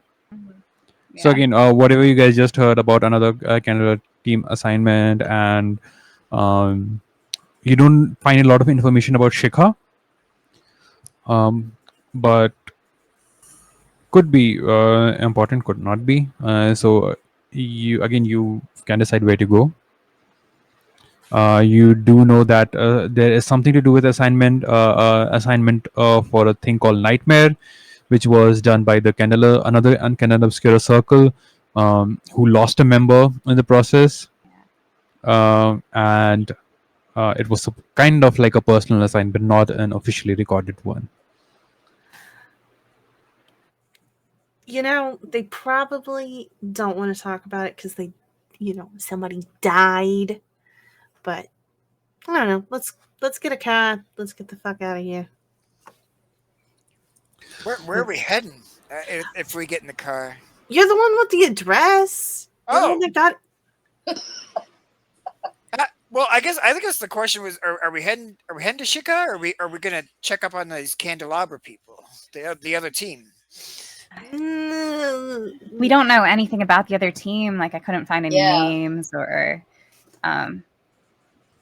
but we can continue asking around. But I think right now the lead that we have is this address and our weird dream. And Dilip did say that Shika can help. Maybe she can help us find the other Candela team. Yeah. Does there happen to be like 3 Porsches lined up like outside? Not Where we can- Porsche, not Porsches, but actually give me a survey check to find find a good car for Whoever's you. doing it, I'll lend a drive. Same. Aman knows to stay away from Porsches. So you're giving me a dice? Yes. Yeah. Okay. Yes. 2 dice. 2 dice. Thank you. 2 of them. Yeah. Oh, that's double 6s and a 4. Okay, Yay. great. Too many 6s for this game. I'll have to do something about that. The 6s are all failures now. Oh no. No, You hear that? You hear that, Darrington? 6s are now failures. Mhm. You do find nice, almost like Mercedes doesn't officially exist in this world, but you do see a driver sort of exit a really nicely like shiny bronze colored car with those wheel covers which sort of stick out from the side, and nice and shiny round headlamps, and almost like a five-star or five-pronged star, I would say in this case. And he sort of gets out and finds a corner or an alleyway, and he almost like rushes over there and is relieving themselves, Oh, okay. uh, trying to make it as authentic Indian as possible. Uh, relieves themselves and is just left that car open for a while. There's not a lot of people on the road, so isn't worried about locking it, and it's just like taking a while. So yeah, you see that there are a couple of other chariots. There are horses, like horse-driven chariots as well that you find. There are a couple of motorcycles here and there, which one of which is a police motorcycle. And yeah, these are all what you see on a 666. Fantastic. Who's got the key? I do. Franny. Okay. So yeah, Barnaby will pull on his driving gloves. He'll put on his sunglasses. He's like, I'm not driving. Of course. Fine. Does anybody have? Oh, fucking man. I'll do it. Good. I don't mind driving. I just don't like driving. Here's the keys. It's fine. Thank you. I'll do it. I thankfully wore flats today. Okay. So you are stealing the car. Yes. Is any of you trying to distract the driver? Sure. Sure. I'm I'll good distract. at that. You want to distract? Go for it. I'll distract. I'll just, cabaret style, kind of pretend that I'm fixing my stocking and, show some leg. Give me a sway check for that. And who's gonna be driving it? I'm driving the car. So give me a drive check, and Shelly, give me a sway check. So this is how it's going to go down. I would, the only way you will be able to get away is to sway or to distract that person and be able to quickly get into the car, or sort of a running car at the same time. So I need at least 2 mixed successes. Oh my Okay. god. You can't fail. I'm putting a drive in into my role. On a mixed success, you will still probably get hurt trying to get in, or we'll see that. But on both of you fully succeed, you'll be able to do that without any problem. But even if there's a mixed success, there is going to be some hurt involved. Okay. Okay, cool. I'm putting in 2 of my drives into this. Okay. That would be a 6, a 5, and a 4. 6 and a 5 and a 4. And what is it for? For drive. I mean, no, for what was it? Oh, For sorry. control. There we go. Yeah, for I'm control. gonna re-roll. I'm gonna burn my resist, and I'm gonna re-roll. Sure. Tell me what you do to distract this driver and try to make your way at the same time as you reroll. I think they kind of like walk over and they kind of like prop the girls up, and then they pretend to trip, and then they actually trip. And they're like, oh my ankle, oh, I'm not used to flats, oh, and then just like shows leg, like full leg. And I re-rolled, got a 5. You reroll and get a 5. So let me tell you how it goes down. You you see a camera, you see sort of the leg portion, the bottom portion of Fanny sort of walk up, and it's sort of panning upwards, trying to reveal Fanny at the same time, and you see Fanny in all their glory, trying to make something, and as they sort of try to feint their trip, they actually end up tripping as they try to show off their leg. Oh my god, I'm so sorry, and what? And literally trip on that person. That person who was relieving themselves, you hit them, they go hit a wall in front of them. Oh Then like, God. whoa. Not another Uh, concussion. uh, and they almost go totally commando uh, as they try to fall down, and that's your cue to leave.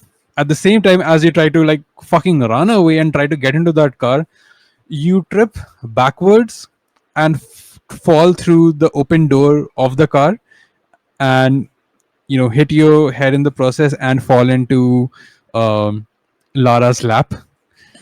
Take a body mark, please. Oh, hells. Well, well. But you are in the car and you are able to get away, and the person, they didn't notice your face or anything. They just noticed like a beautiful person in drag just walking up to it, and they would have like been really distracted, but they tripped and they hit him, and they're just like totally caught unawares of what just happened. So take a body mark. You are in the car now. Okay. I'm just gonna climb over the back seat and just good. Oh, okay. Ow, ow, ow. Don't have me distract anymore. And I haven't had proper coffee, food, and I'm wearing flats. I don't know what's going on. I didn't know you owned any flats. Where did those come from? At the same time, this is happening when Lara is going with those car, and you hear all this noise, and the car is just moving like at like a slower speed than you would imagine. It was like and the car is moving. Downshift, upshift, downshift. I'm trying. But where are you going? Just a reminder, where are you going to the Candela Obscura on the different chapter, or are you going to Shika's house? Shika. I'm going to Shika's place because we have the address for her house. Absolutely. At least I'm driving in that direction. I do want to take a moment during this time and do another ritual while I'm in the back seat. Oh, good. Okay, okay, sure. And I wanna do remote viewing this time. Oh, So you'll see the bleed comes from the eyes this time as he starts to have tears that are like blood, and I will remotely try to view the other Candela team. Ooh. damn. Okay, okay, The bleed mark for this. So okay. that's 2 bleeds. Yes, Holy. I am at 2 right now. Yes. Here's what you see. You see 3 people in an enclosed space sitting. Lots of books around them. You in fact know these 3 people from the other chapter house. One of whose name is Damon. The other person's name is Syra, and the third person is Arya. Now, Syra,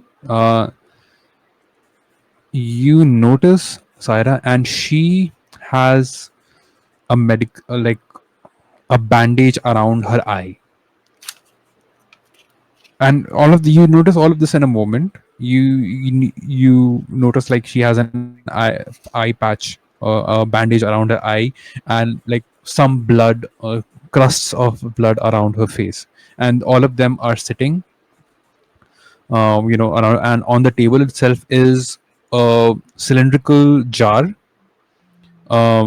clear, glass, and inside of it is an eye and golden mist around it.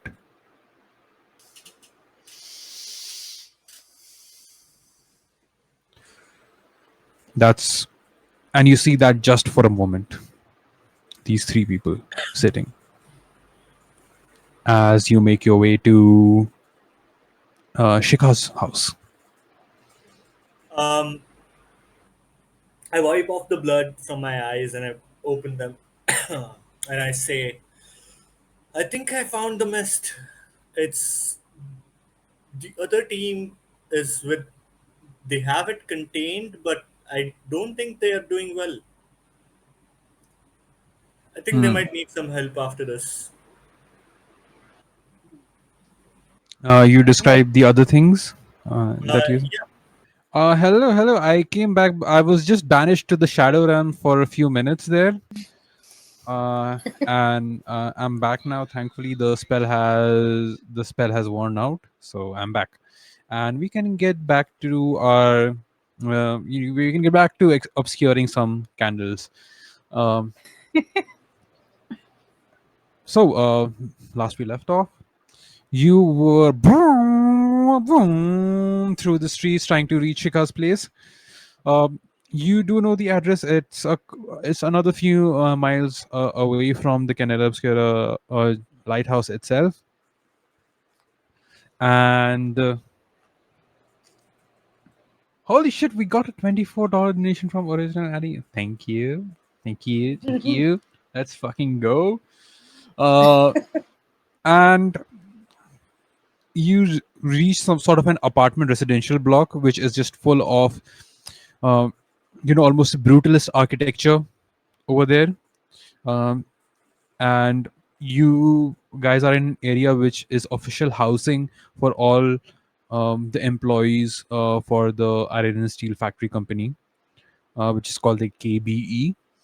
And you arrive in one of these residential, not complexes, but it's on the road itself. And you do know, like, it's one of these houses, and you do have the address of that. Here's a little bit of background uh, for the world we are living in, for the viewers. This is a part. The city is part of an empire which believes that all the people who are chosen as its soldiers will be chosen to fight an interplanar war one day. So it's just training itself to be the greatest and the most strongest empire, and those who pledge themselves to the empire, to the cause itself, these soldiers will then become the frontline warriors of a future war between maybe somebody, maybe an alien, maybe some gods, who knows. That's what they believe, and they have just wiggled their way through different kind of words and politic their way into literally becoming an empire. So this is just a bit of background for the viewers themselves.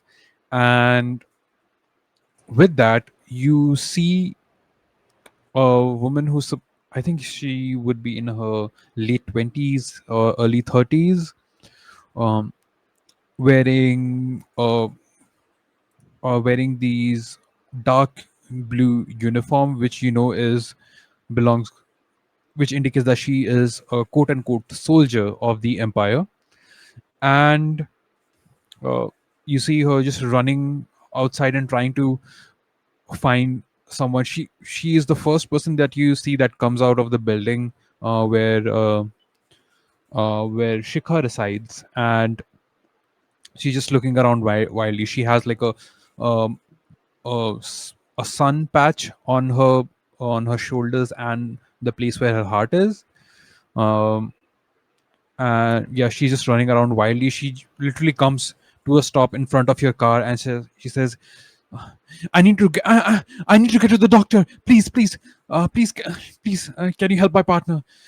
She needs a doctor right now."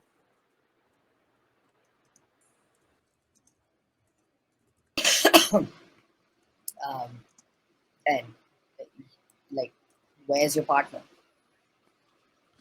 She she's up in her room. She can't get up. She's not responding to anything. She hasn't woken up. She hasn't woken up since yesterday. Please, can you help her? Please, I need her to take to the hospital. Please, we have a doctor here, Okay, but he isn't able to do anything. right. I'm gonna look at Barnaby and be like, "This is the address, right?" He's double checking. I think it looks The right. building He's trying number to is be. the same. The building Yeah. It's the number the same. same. The apartment isn't no, the apartment isn't Yeah. listed. But Okay. the building the numbers matches. Okay. I'm just gonna try to connect the dots in some very vague way and be like, "Okay, lead us to your partner." And what's your partner's You name? could have I'm going to asked. ask as we walk. Yeah. As she's running away. Shikha, it doesn't matter. Please help her. Yep. We're in the right place. Okay. Just confirming the name. Let's go. Yeah. All of you run through staircase, like narrow staircases, narrow stone staircases, up the floors. They decide on the third floor. There isn't any sort of lift, or an elevator over here. So you run through those narrow stairs. Even the stairs are like really high. uh, they're like at least they're at least like almost 12 inches per step. Weirdly, which causes you guys some difficulty, especially the older people.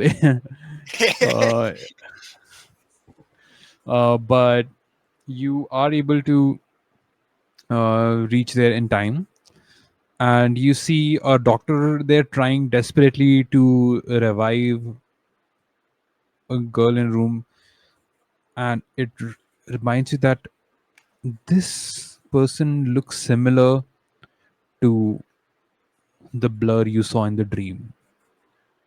Same Bef- oh, blue green shalwar kameez, same curly hair. Although this it's open right now, like very lush hair. Same bronze like skin. Um, same body build, but here she is just lying down, her eyes half open. The doctor is trying to what looks like adrenaline into her body, just try to get it going, but nothing's working. Does this seem like something that's being caused by bleed, or does it seem to be like a body harm? uh, are you using your GI? I am trying to sense so I can use Give me a GI sense check. in a way. Give me a Yeah, sense check for this. yeah. can I say can it be said that as we're going up the stairs, Fanny takes out of her like garter like a little pocket knife, and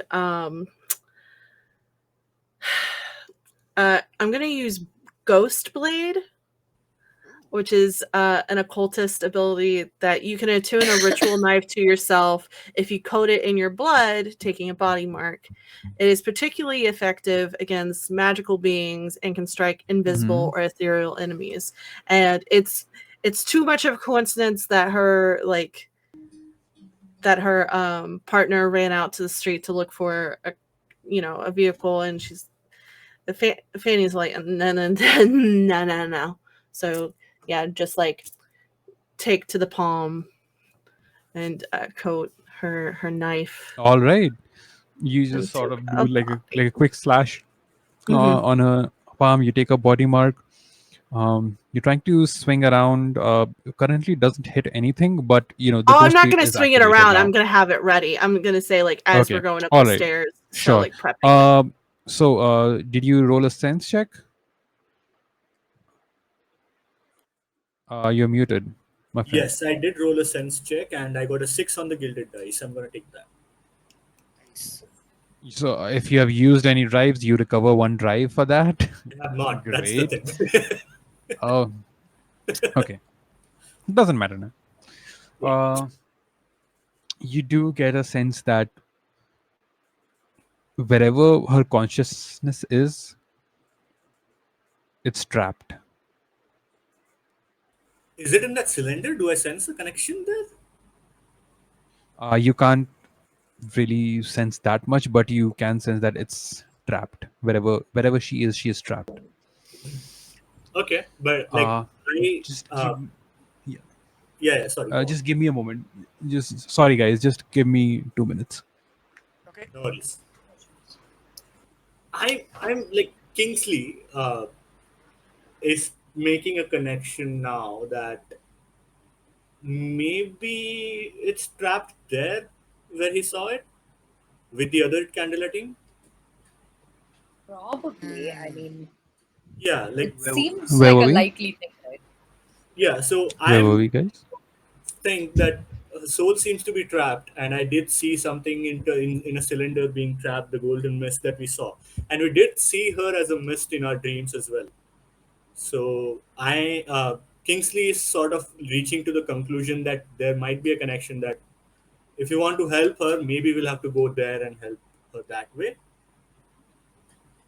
But if it doesn't seem like I can help here, because it's not a bleed or a body harm, then I think we can try to help her that way by going there, the other place.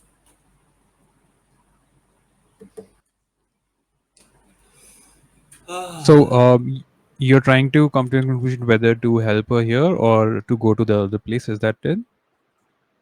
Does it seem like I can help her here? Like, does it? It doesn't seem like a body harm, right? So I can't Her soak it. body doesn't seem to be harmed Yeah, so I can't soak that. yet. I have a really weird idea, and I don't know if it's something I can do or not. So if you need to shoot it down, go for it. But Barnaby is wondering if he can like put his hand on this woman's forehead and kind of stroke away her anxiety and travel to where she is, either psychically or even possibly physically. If that's not something possible, then that's fine. But he's trying to, I guess, Yeah. uh, invoke empathy to try Mhm. and see if he can figure out a different way to approach this. Um, if you sort of try to do that, you can give me a sense. You can kind of give me a sense check. Okay. And Uh, if I want to do good on that, I can add a drive to it. Is that right? Okay. yes, you can. Okay. Oh, I'm glad I did. 5 and a 4.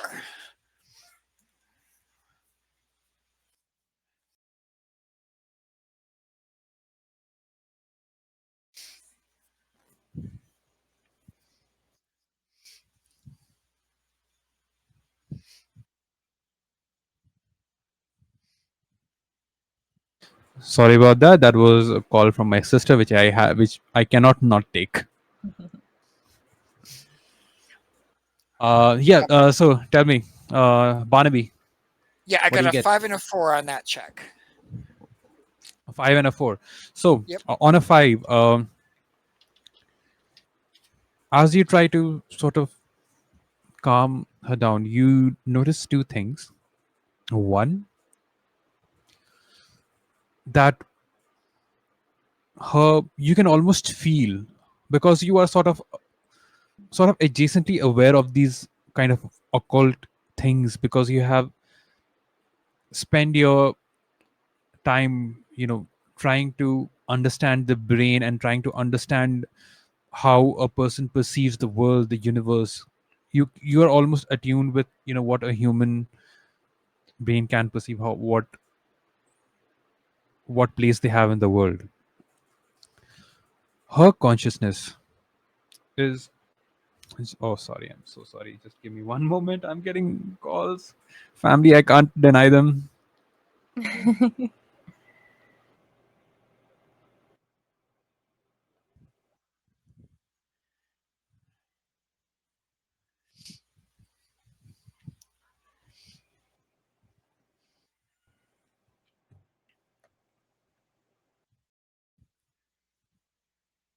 Silly, I'm just curious, is your goal to learn to play guitar, or do you just want to doodle on it, never knowing?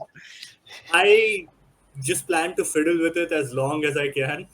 And maybe I'll stumble upon something and learn something by myself, but I'm not looking for tutorials at all. Okay, that's fair.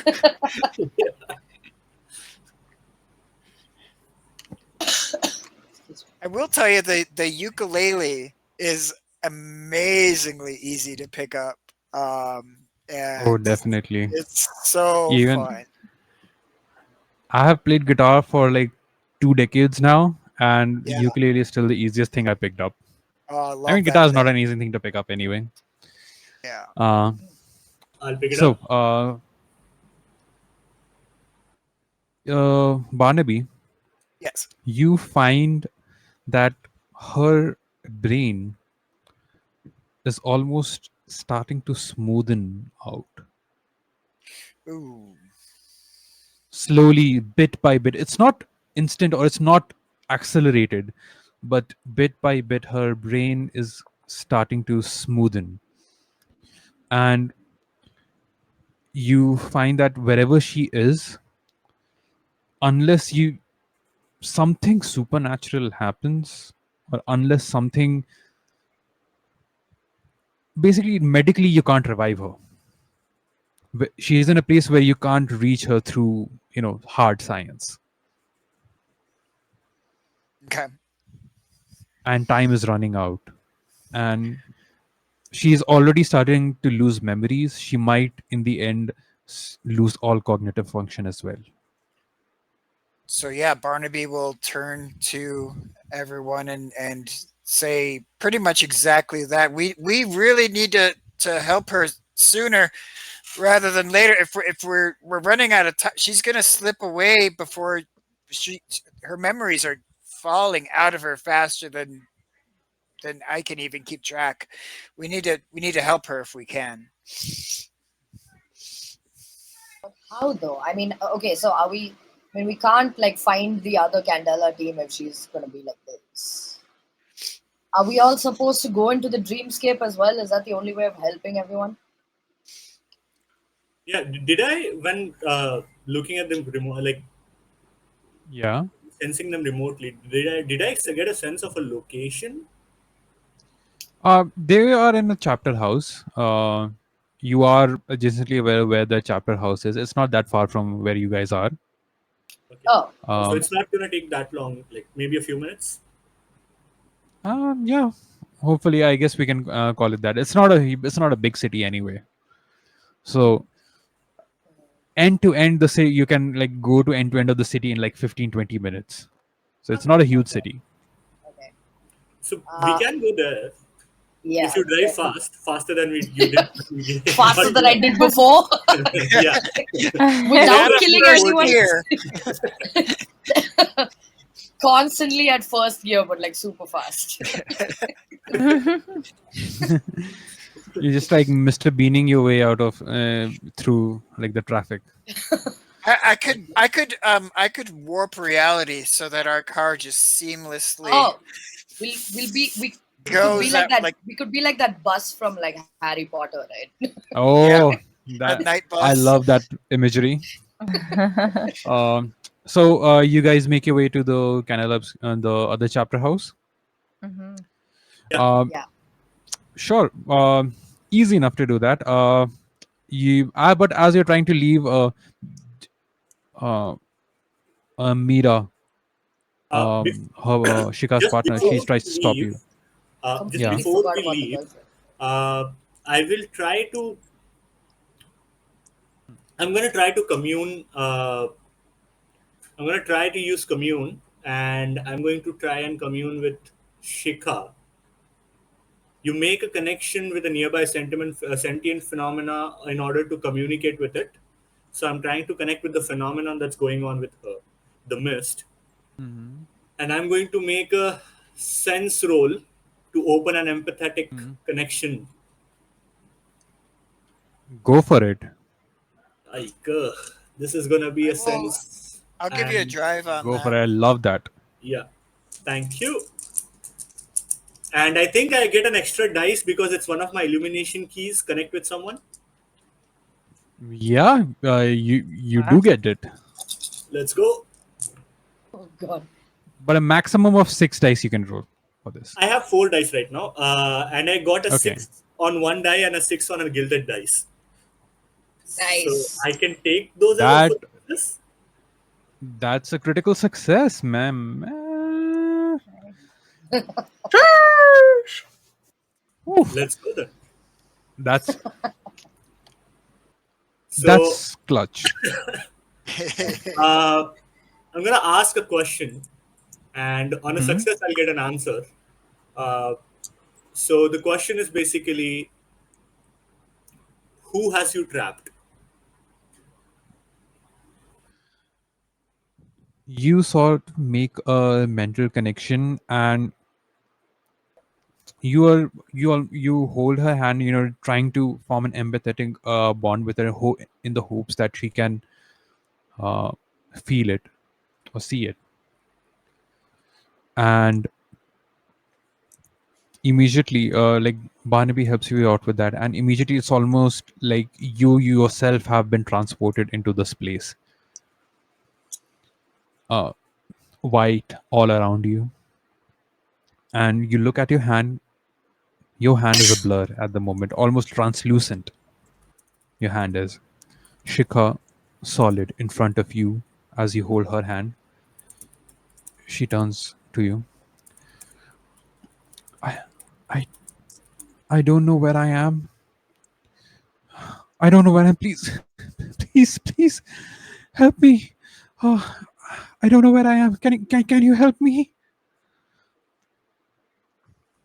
Yes, yes. We're trying to help you. Yes. Don't worry. We'll be there. I think we know where you are. And I I I I I heard someone. I heard someone fighting last night, uh, across the hall. I don't know what it was, but I thought it must be nothing. And I went to sleep, and then I saw this weird. I almost. And I have never seen something so large in my life before. I thought it was all a dream, and then I've seen you. I've seen you before. I, I've been trying to reach you. I've been trying to reach so many people. I've been through so many of their spaces. I've been through their dreams. I've been through their nightmares. I'm just trying to reach someone. And she's almost looks at something across over her shoulder and like, oh my god, I think it's here. I think it's, I think it wants to consume me. I don't know what it is. Please help me. Please help me. And she just vanishes. And you find yourself back in the room. okay, we need to move quick. Yeah. Yeah. Hey. Okay. I didn't see anything or anyone other than Shikha out there, right? In the you only saw Shika. Okay. Okay, we need to go quick. And as we're passing, like we're leaving this place, I will just quickly do a miasma in the living room to see if I sense anything. You can spend one intuition to tell if and how a person or object has been affected by bleed. So I'll use Sure. the detector Uh, as well needed. so you spend what, a nerve is it, or intuition, right? I swear, So yeah, I spend intuitive. um, you feel like she is collateral damage from something. Okay, all right. Probably something to do with what she was describing. Maybe something to do with the other Candela team, but she is just collateral damage. All right. Okay. We need to head to the other Candela team. They were dealing with something, and I'll describe this as we are in the car on the way. Uh, and I'll describe this. Here's what I think happened. The Candela team was responding to a situation. They were dealing with it, and during that time, maybe Shika ended up in that confrontation or somewhere in the surrounding and got affected by it. Uh, the Candela team seems to be very in a very bad shape. So I don't think they were able to deal with it completely. I think they're still in trouble. And maybe they're trying to prevent whatever that thing is from harming Shikha. We need to go there and quickly help them out. I mean, I think that's the only option to save Shika, right? Like, as of now. And I will focus to bend reality so that our car slips through traffic, which I have to roll Through for. all the gaps. Yeah, the car just kind of goes sideways, and then if it's gilded, what does that mean? I have that because my focus is gilded. You replace one of your dice with a different color die, With the and you special can dice? choose. Okay. Yeah, if you Okay. if you choose to not take that gilded roll, I think you can replenish one of your drives.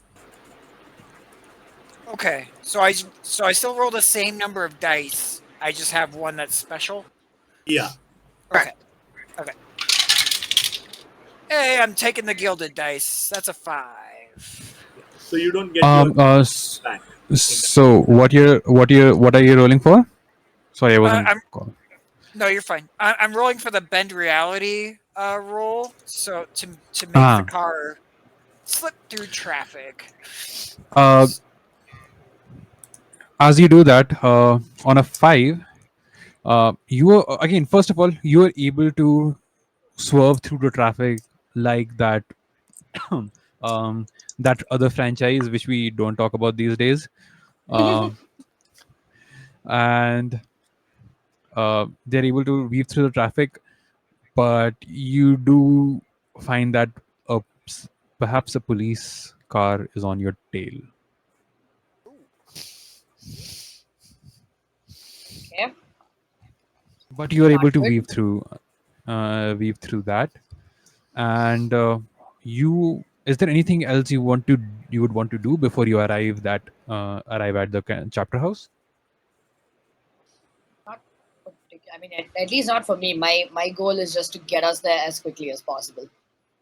All right. You arrive at that place. It's almost like an old building which used to be really fancy with these pillars with these almost gargoyles at the top, and fancy. Almost imagine like an old British architecture pieces, very regal in its presence. But still, it hasn't been renovated and painted or anything for the long time. There are a lot of cafes and old shops present, and you know that on the top floor is the sorry, not on the top floor. On in the basement is the Candela Obscura house chapter. So as you go in, you approach the door. It's locked from the inside. Shit. Frantically knocking. Hello. I think Fanny you joins hear in and starts banging on the door like, "Oh, open the damn door!" You hear someone from behind. Who the fuck is that? Who the fuck are you? Oh, really? Who sent you? What's your name? You hear from behind the door. Is there like a Name's peeping hole? Fanny, Fanny. and our lighthouse keeper sent us. And sorry? And Lighthouse keeper. Tell me your keeper's name. Your keeper's name is Kriti, by the way, if you forgot. As you give that, you hear like lots of things unlocking, lots of keys, and like there was a lot of keys over there, and it unlocks, and she just breaks. Jeez. She sort of cracks the door a little. What the fuck you want? And you can Pushes see in. one of Fanny her pushes in. eyes is bandaged. Okay. Give me a strike roll for that. She's just like, we don't have time for this bullshit. I don't have fucking time. Is this the Ain't person that I nobody see got time from for Fair that. enough. Twitch? I'm gonna use a drive. I'll use 2 drives. No, Good. I'll just use one. Okay. 6, baby. Oh yeah, nice. You push her open. She does not even, try to resist. Isn't able to resist it, and she falls down flat on her back. Her breath is knocked out uh, You should have just let us out of her in. lungs. And she, at that moment, she shouts. She shouts for Step Arya, on. Damon, Arya. I step on her. No. You step on her throat. Oh damn. That's hot. That's hot. In her flat. So it's not that hot. It's in It's not flats. that hot. If it was in heels, it would be hot. It's in flats though, so it's not so hot. Flats that she borrowed. She, as you step on her throat, she's like holding on to your foot and trying to squirm away. No. The other. What's going on? What happened? Why is there a girl that's somewhat connected to you doing crazy shit that's causing mass fucking dreams and shit? What did y'all do? At that point, you see 2 figures burst through the other side. Try and are just like shocked to see all of you. You see, Damon Danny still has her knife out. is an older man, balding, slightly a lighter of skin. A hand, just like one bushy mustache. Really baggy eyes, and that's what you notice about all of the people, like really baggy eyes. And he just like holds up his hand. He's like, oh, what are you trying, what are you doing? And there's Everybody another get person in. who Shut the door. God. You see Arya, Arya also comes in. He is a man in his 20s, really lanky figure against the same kind of baggy eyes, and he is holding up a gun to you guys, and is shaking at the same time. Uh, uh, Put down Damon, the gun. what should we do? Who are these guys? We're here We're to from help. another chapter. Calm down. Jeez. Guys, get inside. Come on, shut the door.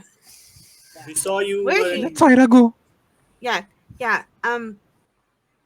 Explain. saw that you were in some trouble. We also met this girl who was in some problem. There's some mist, and I saw you guys. You were beaten up. You were holding something in a container. So we just came by to help. Kriti sent us. All of them with their like eyes wide. They're like, we killed that monster. That's what we were supposed to do. And you see Damon say, Arya, shut up. No harm's been done. The monster was killed, and that's all you need to know. That's what we as Candela Obscura member needs to do. As you would know, Correction. we saw. You didn't actually kill the monster because we all dreamt of We monsters. did. I don't think so. Maybe you might want to go Did check. kill them. We really We need to did kill hurry them. if we We want to save your friend, sacrificed a though. lot. And We do understand you lost a Syra. member of your chapter and we're sorry about that. But Syra gave an eye. Going to convince, try to sway them, and Yeah. I'll say, well, in that All case, of- you mind an official audit. We are here to audit from the other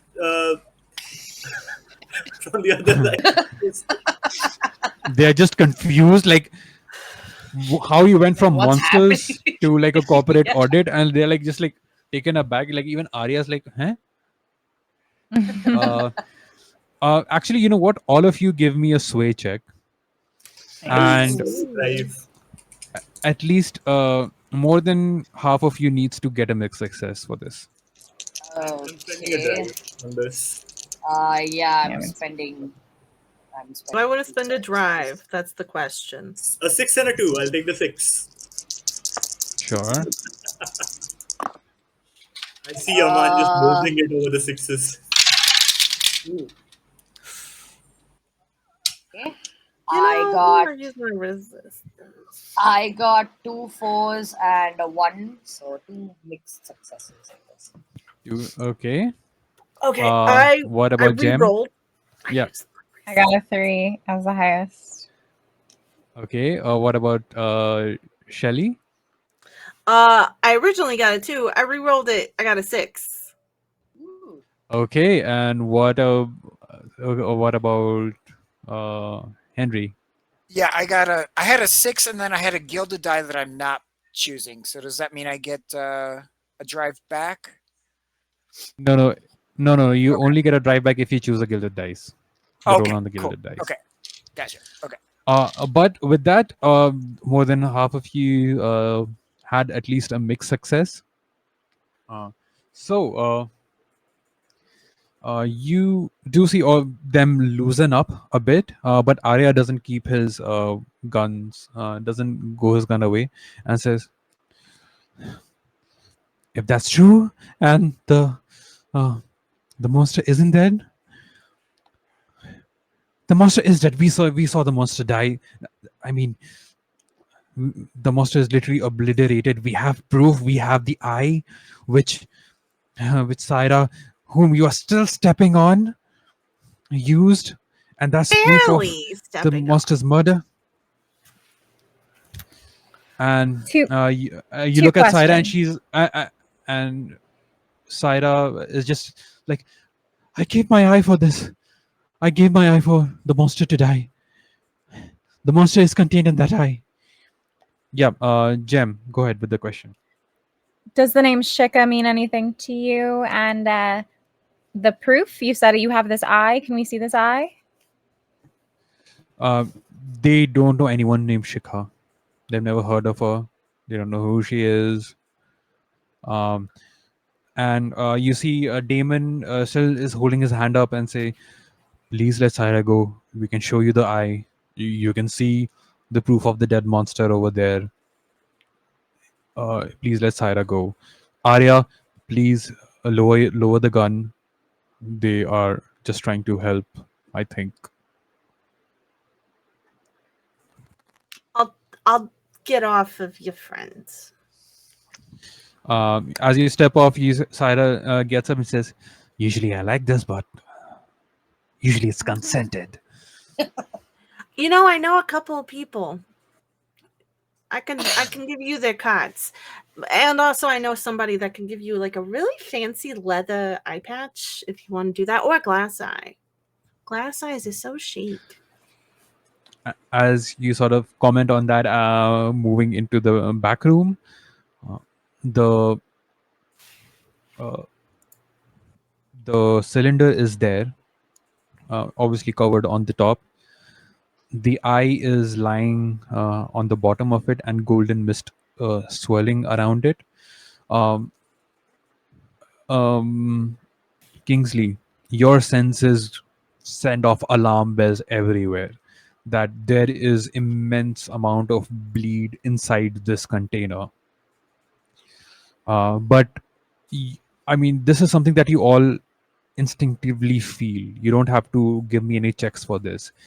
The monster is dead. That what they were fighting. This is proof of its death.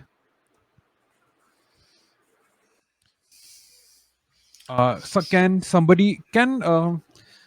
Barnaby, can you give me a Barnaby and Kingsley? Actually, can both of you give me a sense check? Yep. And one more person, in fact, and that is actually um, Fanny and Roxanne. Both of you can give me a sense check as well if you want to. I'll take the 4 on gilded dice. I'll replenish a Will drive. they die? Sure. Yeah, 5. Got a 5. I'm gonna add a drive, just in case. You got a 3 gem. Yeah. I got a 5.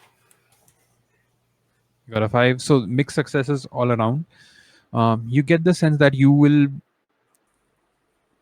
probably need to be incapacitated, or you will have to take some corruption from the bleed to get to the bottom of it. Because the monster is dead, you can't do anything about it from here itself. Sure. I'll. Have y'all slept? And Fanny like turns to the other chapter. Have y'all slept? You look like shit. It's been a few days. Is that intentional that you're not sleeping? Yes, it is. I mean, we have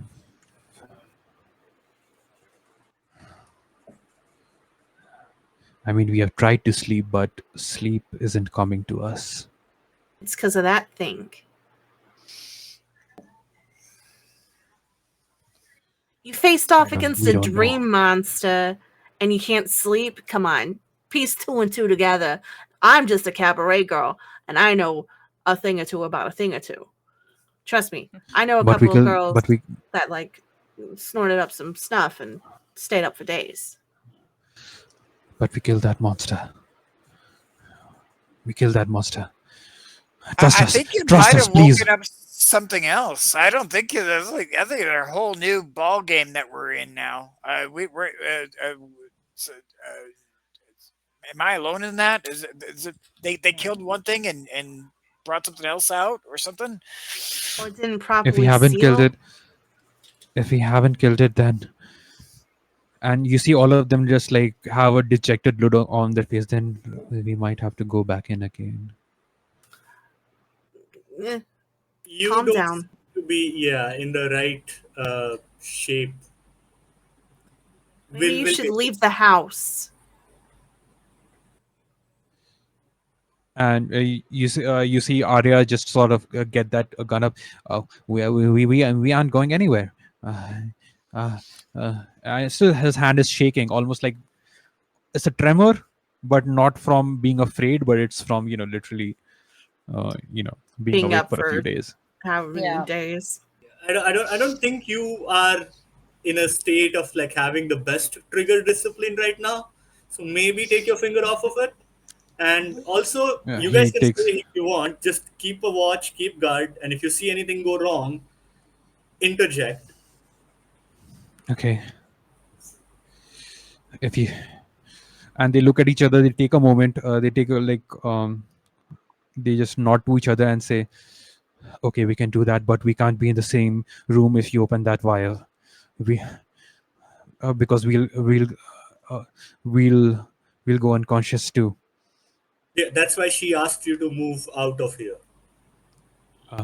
And the room you were in with all the books and everything, he says, this room is treated to not let any bleed out. We'll get back after an hour. Thank you. And they sort of close the door behind you guys, and you guys are left alone. So we Fanny's have just to gonna go up to the glass and be like, "Well, this is not good." But are we sure we're in the right head mind space, whatever, to do this? I don't think I am, but we need to do this. So let's Maybe. go. Oh no. Not again. Oh, Shelly, it just vanished for a moment for me. You Am I- went in. Yeah, you're back. You're there. Okay. I was like, we. Oh. Yeah, It's fine. It's fine. I'll be able. I'll be fine. It's fine. Okay. But yes, we need I to. mean, We need to be on the same page on this, because this, what it did to the others, it could be worse for us. because they knew what they were dealing with when they went in. We have no idea what this new abomination is. Well, if y'all want to step outside for a bit so you don't get anything extra, attached to you, I can like commune with it a bit and like try to figure out. So we have, and like I'll tell you everything I figure out. I have an ability called Let Them In. Okay. That's what I was Uh, trying to get at. Oh, think- okay, I okay, okay. I take some bleed and I just let the thing in me. I think Barnaby would be fine with that, but he'd be like, I'm not a showgirl. I've never been a showgirl, but I've also seen a thing or two a couple times, once or twice, and I'm gonna stay here with you to make sure you come back. So, Smart. for I think with all of us need to be together just in case we need to, help. But take the lead. Fanny, with let them in. First of all, I think you need to take a bleed mark for that. Yeah, well, that's why I wanted to let them leave, and I was going to open the thing, and I'm assuming because it's radioactive that I would automatically take a bleed. Just like open thing, touch So it. bleed. you're opening the jar, opening the cylinder.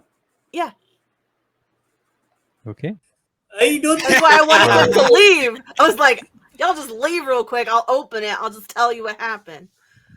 Oh my Okay. God. So they leave, and you're Maybe he's alone dealt with with ghosts it. and all sorts of crazy stuff before.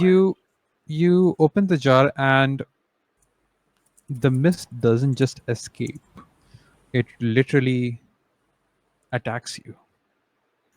You don't just take a bleed mark; you take a scar Oh shit! immediately. Jeez. Oh, so Take a bleed filled up my scar. bleed. Just filled up my bleed. Okay, that's So cool. you take a mark and a scar. So you have one bleed mark and one scar. Now, Okay. what Oh, does okay. bleed feel like to you? I would say bleed. It feels like the first time she encountered like otherworldly things. Whenever she was a child, it feels like this like weirdly. For other people, it feels cold. For her, it feels like a warm blanket. It feels comforting because all growing up, Fanny, only had the weird stuff happen to her. And it happened so much, and she talked to so many ghosts that she got locked up. Her parents thought she was crazy. So, all while she was in the institution, she was just comforted by all the weird stuff that was around her. So it feels like a blanket. It feels like a hug. It feels warm and inviting, but also scary. It's like a fun scary.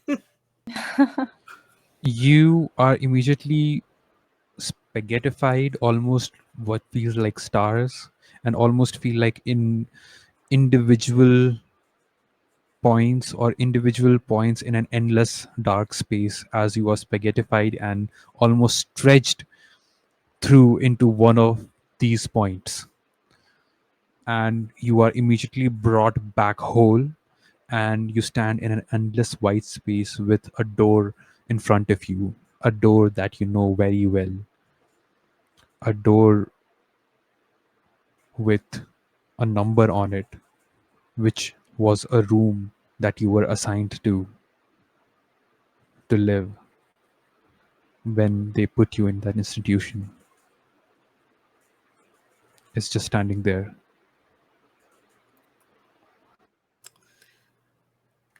Damn. Nothing else in the space. So with Let Them In, I get to ask the GM one question about the source of the bleed. Yep.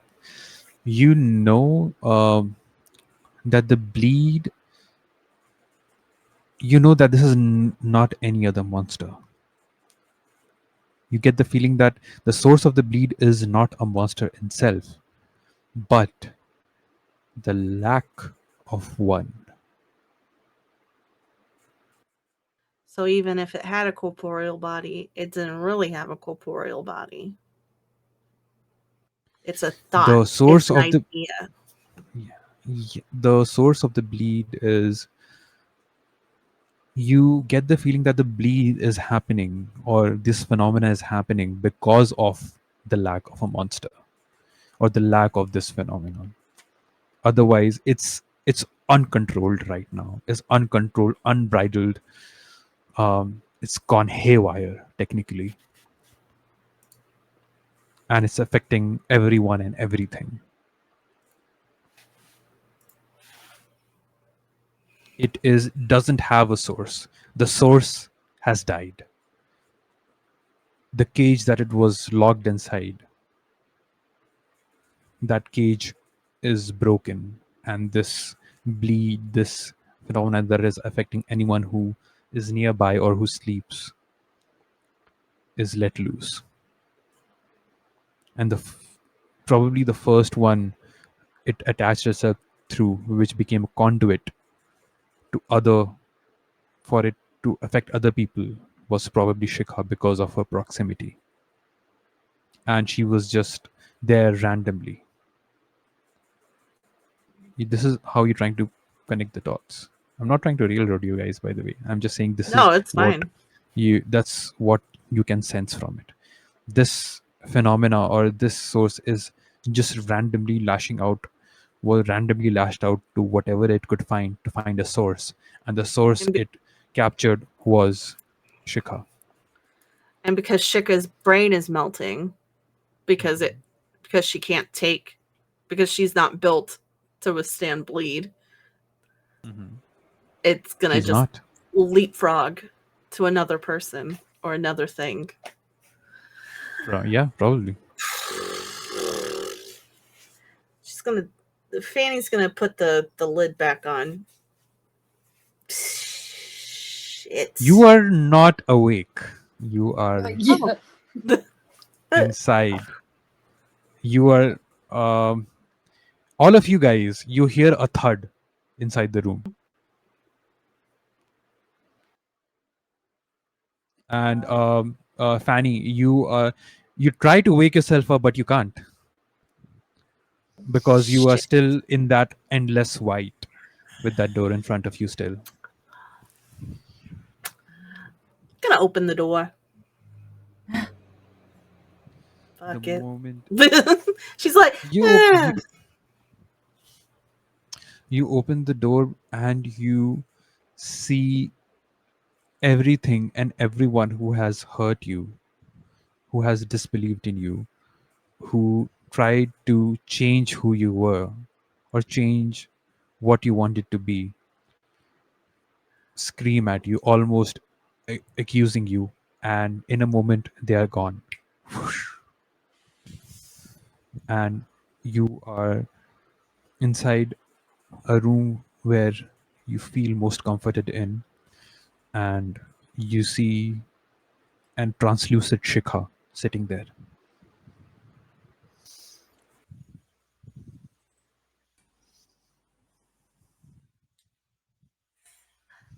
Shika, right?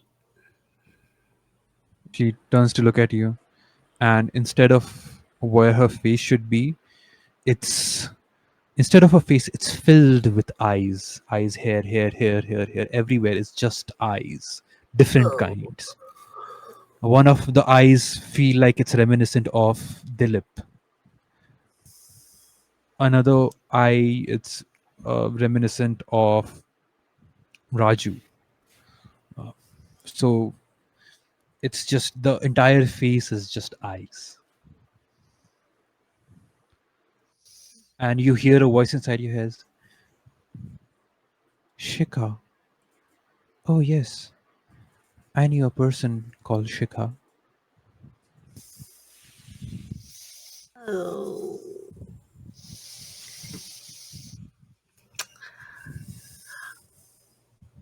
You're gonna die. Just gonna forewarn you. Your If a brain's face, melting.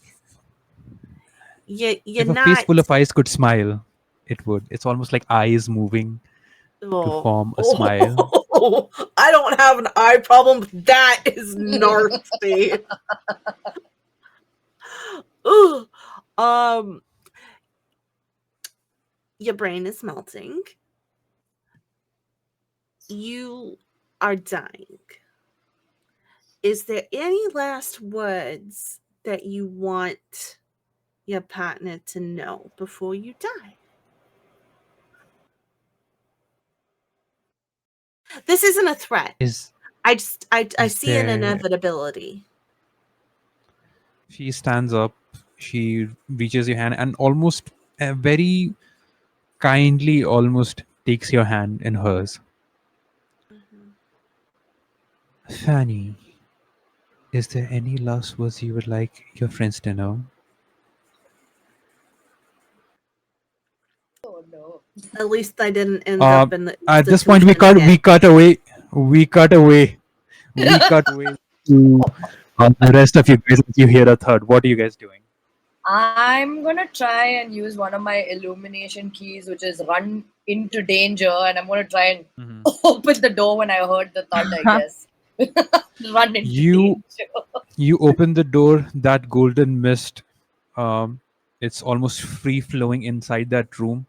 It hits you. God. Okay. You take Of a course bleed it scar. does.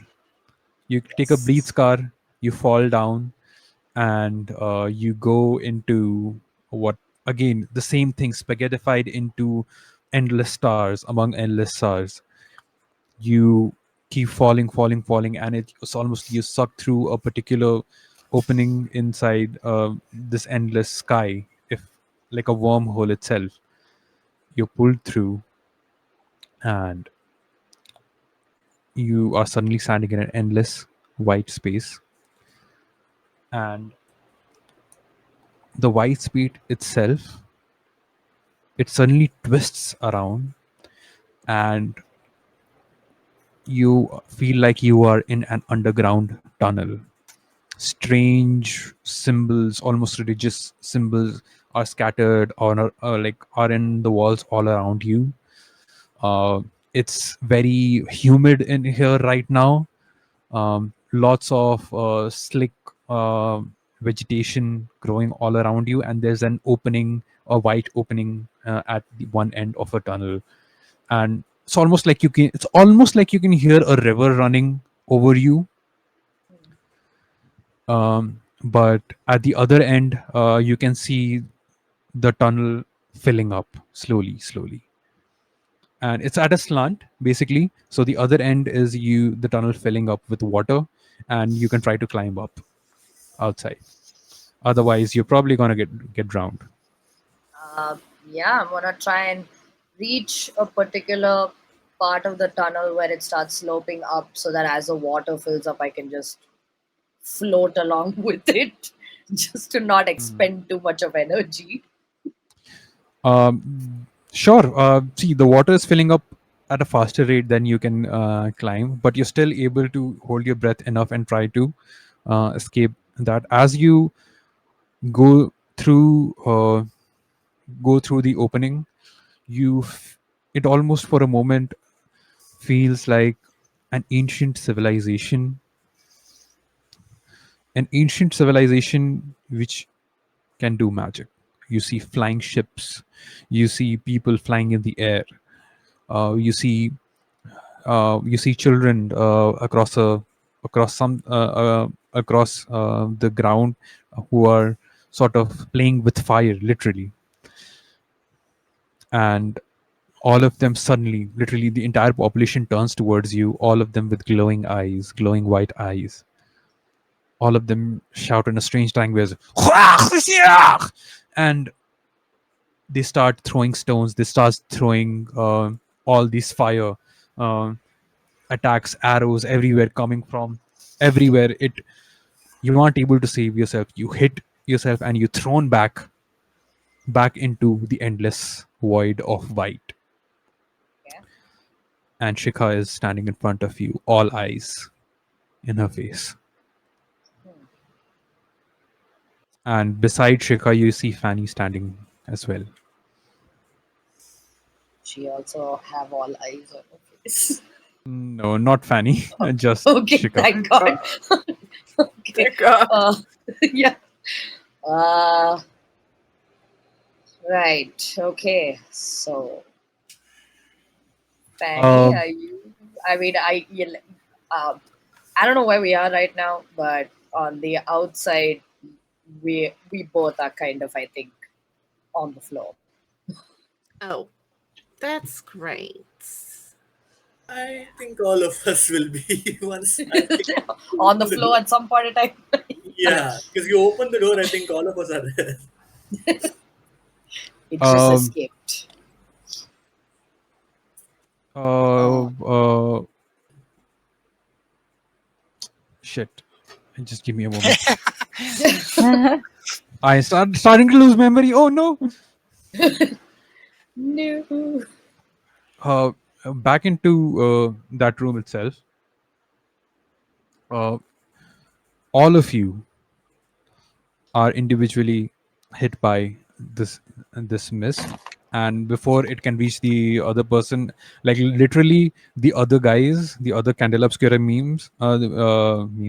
people, members, I meant to say members and people turn into memes.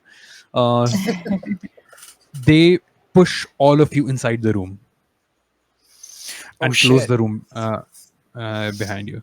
So the mist is just firing off everywhere. It hits all of you, and we see Barnaby fall. We see Gem. We see Roxanne fall, and we see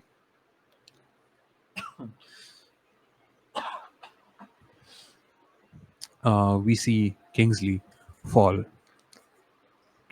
So one after one by one, all of you will take a scar, a bleed scar, as each individual falls unconscious. So I please mark that off. Yeah. I think I two because I was already at two bleed, so that's one more bleed is one No, scar, no, no. You get a and then scar this on distance scar is 4 one scar. bleed. On the 4th bleed, you take a scar.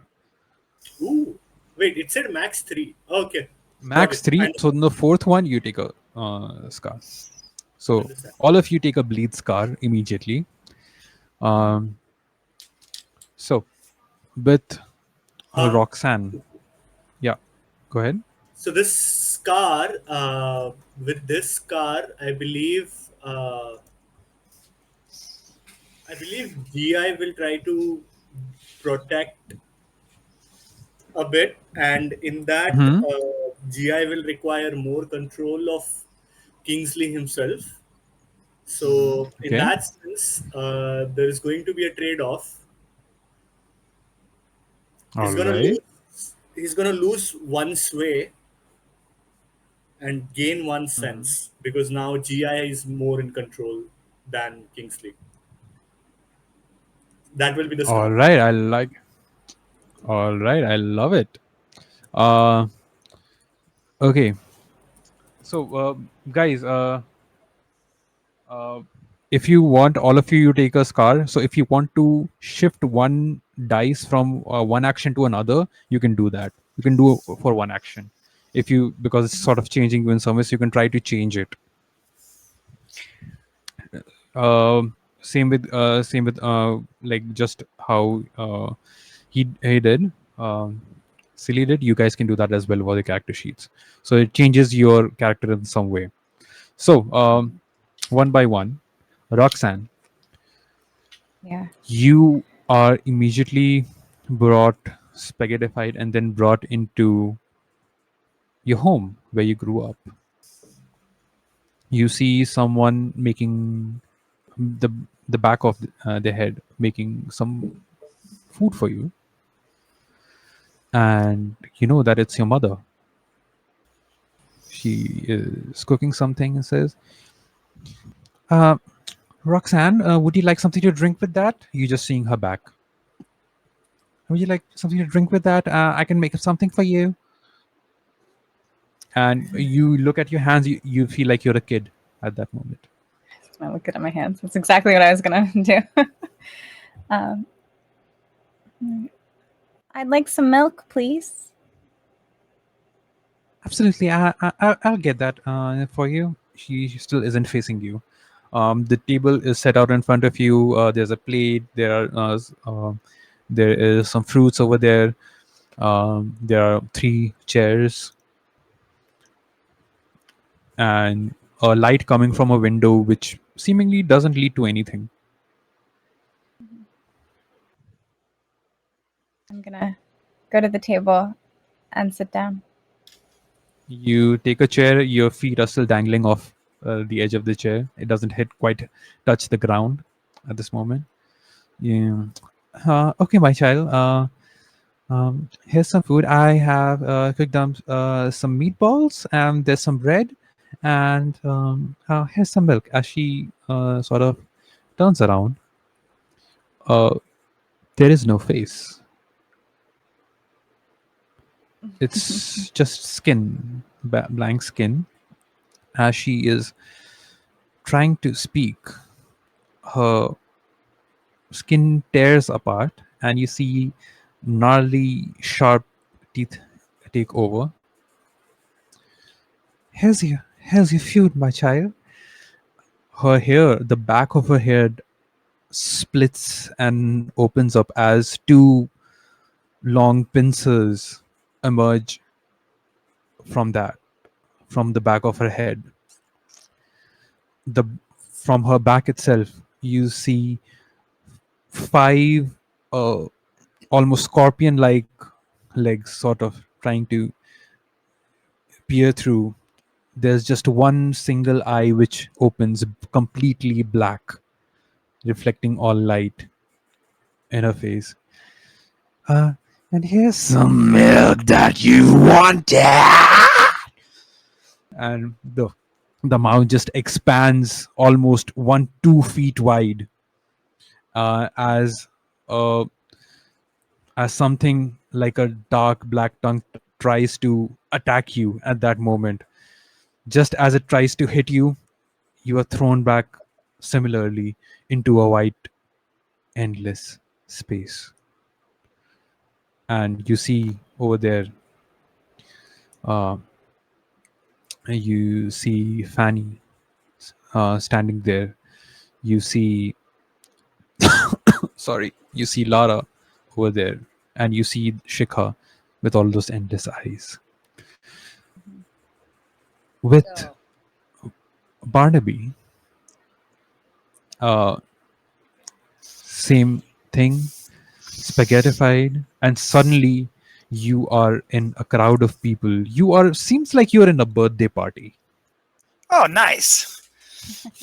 Everybody is celebrating you. You see a cake in front of you, written "Happy 40th birthday, Barnaby Bluegrass. We love you so much." Everybody is like clapping, celebrating. Happy birthday to you. Um, you look up. You see your skin isn't wrinkled as much. There's still black in your plenty of black in your hair. The hair is still, uh, you know, a full scalp. Hmm. You recognize and you try to place all of them somewhere, but you feel like you don't recognize anyone. All of them feel like they should be another person, a person that you would recognize, but all of them have the same voice. All of them are wearing different clothes, different heights, different complexions, but all of them have the same voice, and all of them have a same face. You, it's a face that you don't recognize. You have never seen anywhere, Where, but you can't where'd my place who each of them are. where'd my You friends don't know go? anyone. I don't. What? Well, I'm. Barnaby, Barn, come on. You know it's us. I, I don't. Where did? Who's Oh my party is God. this? What are we? I don't know. I don't know what drugs he's taking. I'm sorry, guys. Barnaby, come on, don't do this right now.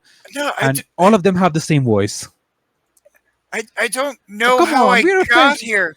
Why? Who Oh are my you? God, you were just fine a minute ago. No. Oh my God, geez, guys, Barnaby's out of his mind. Like, oh my God, I can't believe he has done this. What, I And don't all know. of you see, yeah. No, go for it. I'm just beatboxing. As you're sort of panicking, you see a child, even a child with the same face and the same voice. Uncle Barn, don't you recognize me? And you don't. I don't. I've never had a nephew. I don't know who you are, but I want to. Everybody vanishes. Not vanishes. Everybody just stops for a moment. Who's Barnaby? Everybody talks to each other. We don't know any Barnaby. And suddenly all of them turn into faces that you've recognized, that you have met, that you have felt everyone had a connection with all throughout your life. And where are we? Who's this Barnaby? Who the hell are you? Oh, what the It's fuck? Where the fuck are we? Oh, guys. I don't know who. I think we should just go. I think we should Tim. just I go. was at your wedding, for God's sake. What the fuck are you? And You, you see everybody just. I don't know. I don't know who you are, sir. But just stay away from my family. I know you know my name. I don't want to know. Just stay away from me. I'm sorry. I didn't mean it. I didn't mean it. Don't touch me! Don't touch me! And he just shouts and sort of pushes you. Similar way, you fall back into a endless void. You see your friends around you. You see Shika with those endless eyes. Um, this we go to Silly. Silly. As you are, spaghettified and shit, all of that, you find yourself face to face with GI, and just an indifference. You see yourself beside Presley, and you see a floating, almost like a floating gun in front of you. First it points to you, then Presley, then you, then Presley, then you, and Presley. Boom! Shoots Presley as he falls. You try to throw yourself in front of it. You can't. You just fall, and you keep falling. It feels like you're falling for thousands of years, almost, as you fall among your friends. And you see Shikha with all those eyes in her face, staring at you. Those eyes almost shifting and trying to smile at you. All of you are together right now.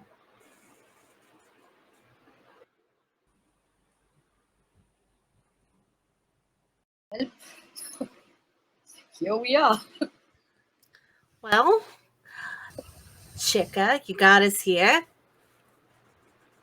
Just live and let live.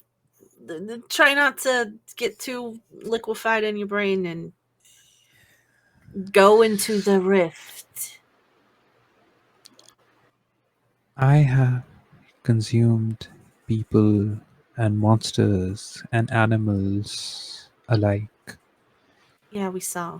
All of them have begged to be left alone. Monsters, things you can't even imagine, have begged me to leave them alone.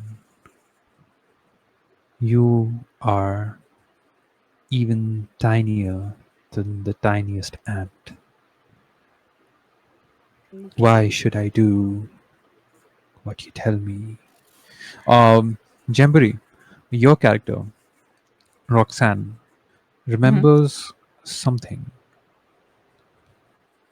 a term, or from the telegrams that you were reading. An eye for an eye. Oh shit. That some pops into your head. I cannot be dead. I need, if I die, as those fools killed me, I'll jump. I'll jump around. But if I live, maybe people will live too, and nobody has to die. What Can do you you guys need? make me a sense check Ooh, at this point? yeah. I believe in you, dice. Oh, I'm glad somebody did. Huzzah! Spending a drive.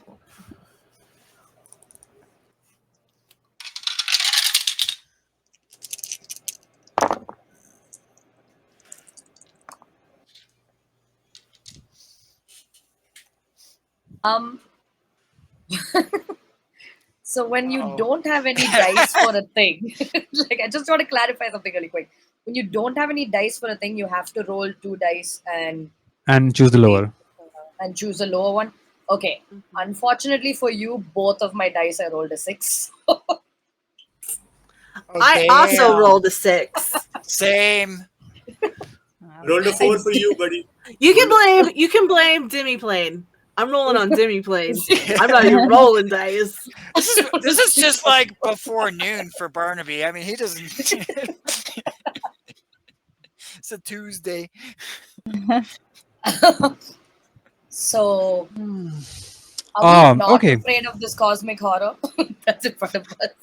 Is that what's happening? With all of these successes, you realize that this creature is not lying. They'll probably stay in this body until Shikha is completely dead and literally a vegetable, and they won't have any trouble moving to another body itself, and they'll keep doing that for eternity, probably until everyone is dead, literally everyone. You realize probably you might have to choose the lesser of two evils, which is to sacrifice something which Roxanne realizes in order to bring this monster back to its life.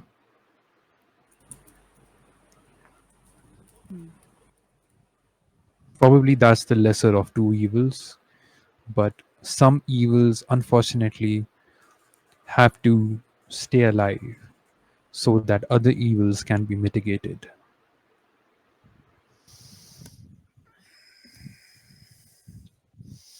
Well, on the bright side, it will devour everyone alike. It does not discriminate. It'll devour fucking monsters if it needs to, which is a good thing for Candela, but it will devour everyone else at the same time. I mean, if it's good for Candela, but it will devour Candela as well. Well, Okay, hold on. I just like okay, wait. Is it only Roxanne that has realized this fact about monster, or like do all of us? I think she's the only one who read it, but I think she'll be the first one to make that connection. Okay. What is it you want then? You want a body? You want.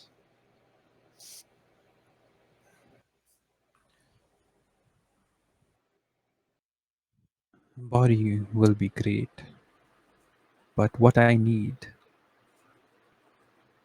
And she just like Shikha runs her hand across all the eyes, like literally touching it, and just like almost caressing the eyes. You're like, this body can't hold all of it together.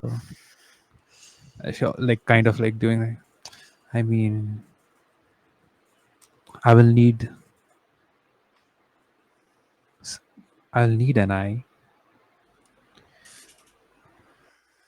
because that will help me get my former body back. But I need it willingly. I need an eye willingly.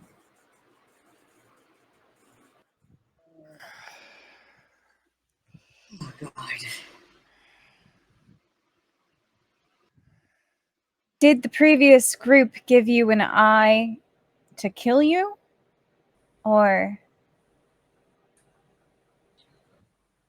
how did that work? Oh well, they were they were salacious and they were deceptive enough to give their eye and then take it away from me.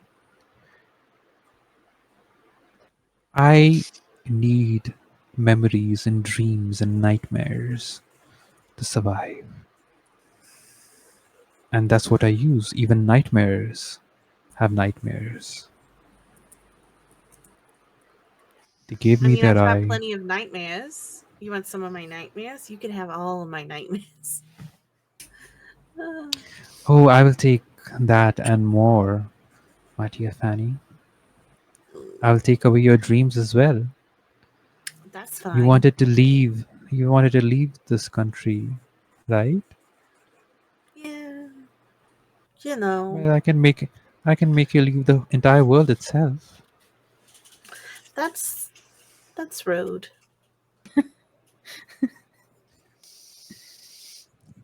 No, no, no.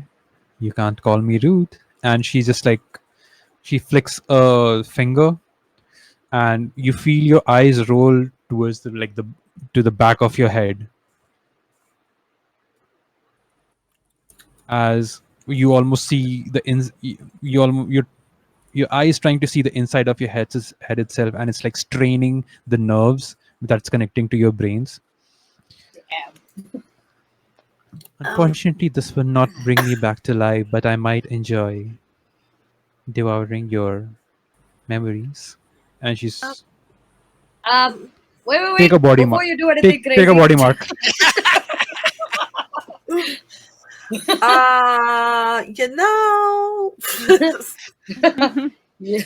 you know. actually, you know what?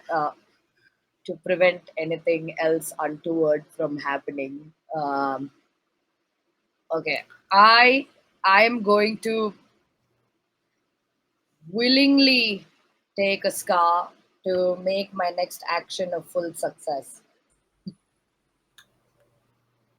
And my next Okay. action is going to be to, um, be like, you know what? Um, I agree with you in a weird sense of the way. There needs to be both good and bad, light and dark. Duality needs to exist in this world. So, to make sure that you don't indiscriminately kill any more people, especially my friends, I'm going to give you my eye, but you're gonna have to let us all go, including Shika. Give me a sway check I will first. give a drive on that. Thank you. I'm down to 1 on that. Kind of a little chaotic here. I have a really weird thing. Damn. Is there anything Okay. that you wanting to do, Kingsley? Yes, but I'll see how this turns out before I try Yeah. something stupid. Because I take a scar to automatically make this action a full success. So let's see. Can Anyway, can Is I that can an I give ability? her can I yeah, give her it's called not again. It's called not again, and it says once per assignment you may take a scar to have an Well, automatic full success on an action. If you do, it's as if you've had the scar all along. Tell your circle how you got it and why the lesson you learned is helping you succeed here. Yada yada. Don't adjust your action ratings when you take the scar. So I would like that's what. to instruct their character on how to most efficiently pluck the eye from their Pluck the head eye without out. Okay. damaging. And Basically, that means that the drive I gave you is a gilded die. Oh, damn. Okay. Oh, God. Okay, here goes nothing. Oh, wait, I can see. I believe.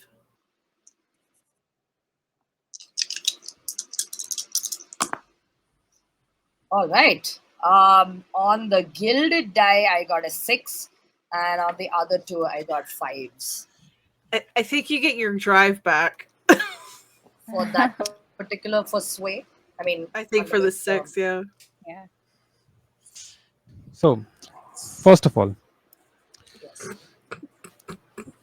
you technically you take a scar and a body mark, take a brain mark. Actually, no, sorry, take 2 brain marks.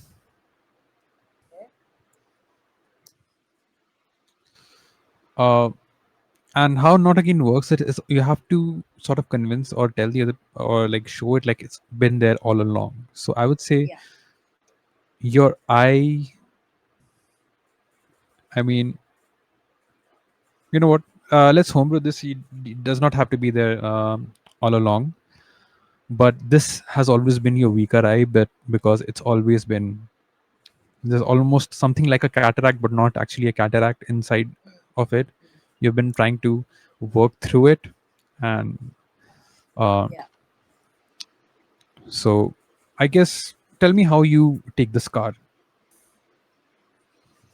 Um, I think it's probably uh, going to be a lot of. I mean, I'm going to try and pluck it out, but if it doesn't come out immediately, I'm gonna.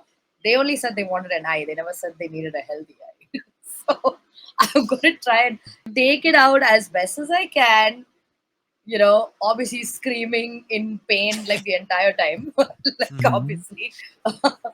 And the scar is basically gonna probably be like you know, like where my nails or whatever would have gotten like on my face, like trying to get the eyeball out. Like I probably have like scars like around my eye, like, you know. Yeah. And yeah, basically I don't have an eye again after that. All right. You immediately as you give itself the eye, she says, "Well, I think this should suffice." And everything vanishes. I mean, it's already was empty, but Steve, can you show us the image that I gave you? Oh Are you God, there? Steve. Yeah. You have been. Oh. No, no. Yes. Forewarning. You guys can check the stream. And Shikha. So you see Shikha vanishing from this place in front of you, and the ground itself starts to form an endless, almost like form up into an endless snake-like figure, and that goes on till infinity. It vanishes into the horizon itself. Something stands tall, about 20 feet in height. The thickness of this monster or the snake-like figure, I mean, it could easily fit 3 people standing up side by side. 3 to 5 people side by side, they could stand and together, and it'll cover the diameter uh, for the snake-like monster. And eyes of all size, shapes is spilling out from the front, as much like a cobra. It's sort of rises up and faces you. I think Steve should be able to give us an accurate depiction in a minute for this. Hmm. No worries, no worries. Um,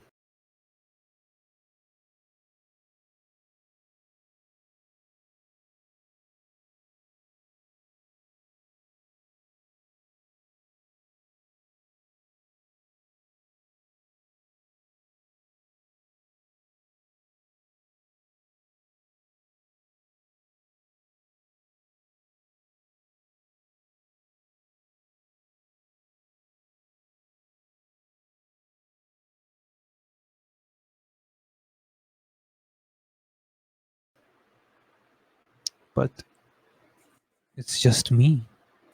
Always. Some things are just monstrous. And um, is there anything else that you want from me?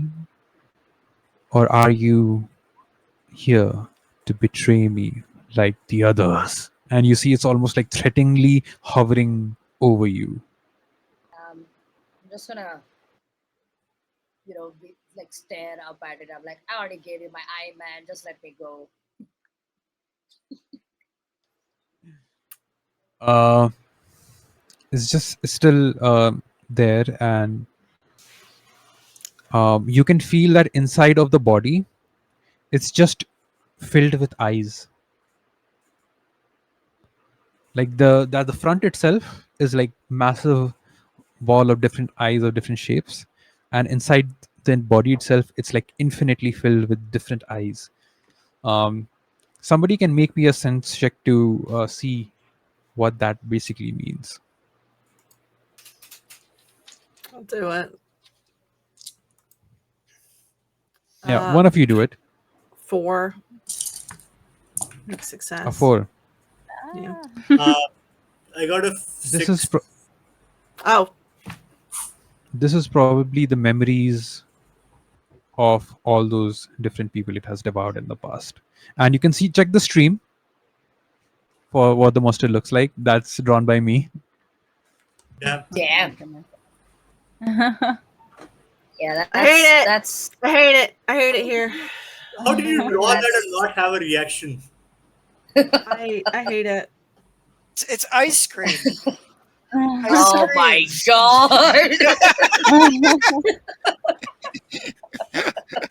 It's I have to make that pun on chat now.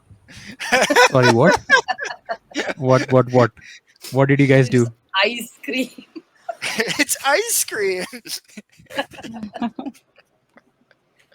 Okay, yeah, it is. So again, this is what you guys come face to face with, and you successfully convince it to leave you alone, and it emanates golden mist around its body as it attaches itself to each one of you and pulls you into the ground. Um, Lara, you feel something vanishing from your memories. You see an ancient city deep inside the ground that you once visited, that you once discovered. All memories of it vanishes as you sort of think yourself, huh, what was that? Maybe I saw it in my And dream once. all of you are woken up inside the room. Lara, as you wake up, you sort of sit up and an eye falls from your face. Like, does anyone know what to do with this? Is it misting? Is it misting? The mist is not there anymore.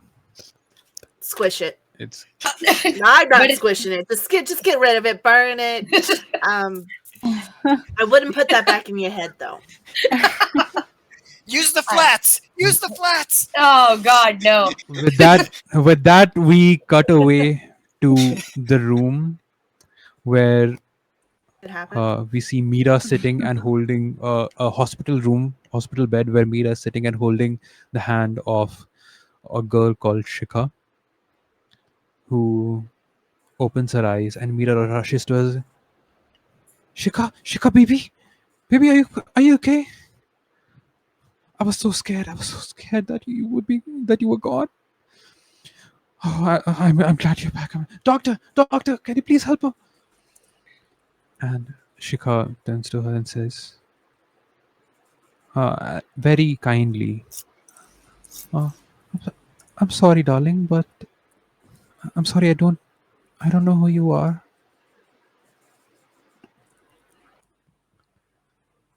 Who am I? And you see like all color drain from. You don't see, but all color drains from Mira's face. She takes a minute. She composes herself. Uh, you don't know who I am? Shikha just. I'm sorry, I don't mean to hurt you, but I don't mean to be rude, but I don't know. I'm sorry, I don't know who you are.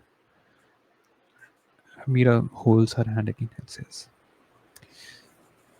okay, I don't know what it is. I don't know how you've forgotten about me. Uh, don't worry about that. We'll make new memories. Uh, we uh, we still are our whole lives ahead of us. As we cut back from the hospital itself and go almost like tear through the fabric of space-time, go into another realm, as we see not a monster, but a person with pincers coming across from their back with scorpion-like legs. Just looks up into a strange sky, a tear falling from its one single black eye, and nods, just nods. And that's where we end the session. Yay! Woo! Crazy. Ay, ay, ay, ay, ay. We survived. It's Yay, alive! iLive. It's We survived. iLive. Oh no. I live. It's Oh my god, the iLive. puns. The puns. I scream, you I scream, we can't all scream believe for we survived creepy that. monsters. Yeah, I was like, well, here I go. Yeah, I totally thought you were gone. Some clutch rules definitely which helped you guys to not I die. swear. I was I swear. honestly gonna use the Blood of the Covenant ability that I had. Yes. And I was just like, Uh-huh. maybe. No, okay. What does that do? The first time a dangerous phenomenon inflicts a mark on anyone in your circle, you refresh a number of points and any drive equal to your current intuition resistance. Oh, nice. Assuming your intuition's pretty high then. Yeah. Cool. I mean that's a good one. I mean you guys were good to catch on of some things, and good that Bento's character sacrificed her eye.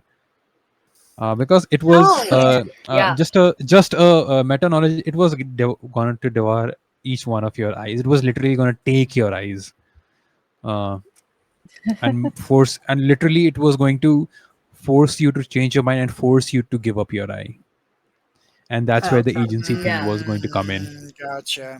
Yeah, I know. I wanted to I try kind of was- figured like The Yeah, stupid but, thing like, that I wanted especially to try when- was when basically you, just take the knife and stab it all of its eyes. oh my god. No. You know, that would I have was been gonna nice. take a strange weapon and just stab every single one of those eyes. It's funny because I was Oh my considering it with Barnaby because he's like an older character, but then I was like, the more I thought about it, the more I'm like, no, he's.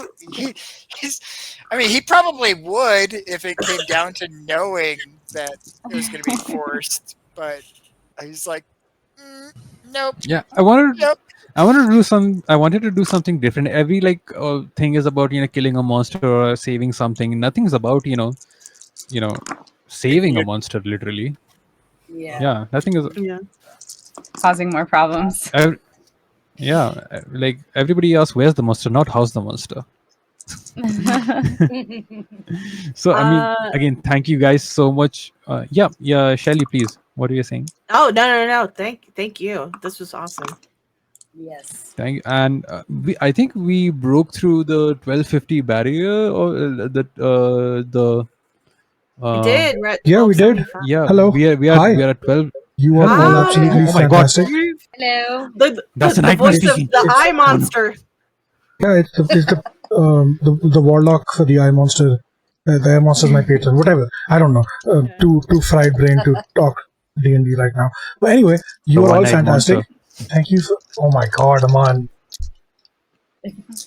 It reminded me of a Critical Role joke that they were making, so that's why I was like, Yeah. Okay. Hi. Sorry, go ahead. Again, you're all fantastic. Thank you for donating your time and your energy and your money to this cause. Very, very grateful. It's I can't believe we've raised so much money. always. We hit 1250, which means there's a 4-episode mini-series set in in the inevitable setting, but set in a Dragon Ball Z world, DM'd by me, coming soon. Dragon Ball Z. Yeah, coming soon. Most likely September or October, because we're booked till like September end. So like I have like what, the entire weekend starting mid-July. Every weekend is booked. Friday, Saturday, Sunday, and Tuesdays as well.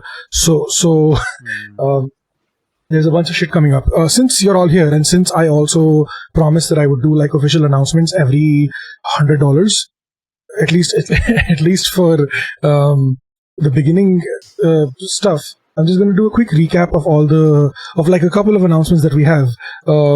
So I already did the big one, which is, it's not a big one, but it's one of the big ones. End of July, we're starting a D&D 5e campaign where we start from level 1, go all the way to level 20. That campaign has already been, it's a sequel to a 4-episode miniseries we did back in April or March, I'm not sure, called The Onrush, DM'd by Tan. It's very cool, good vibes. I'm very excited about that.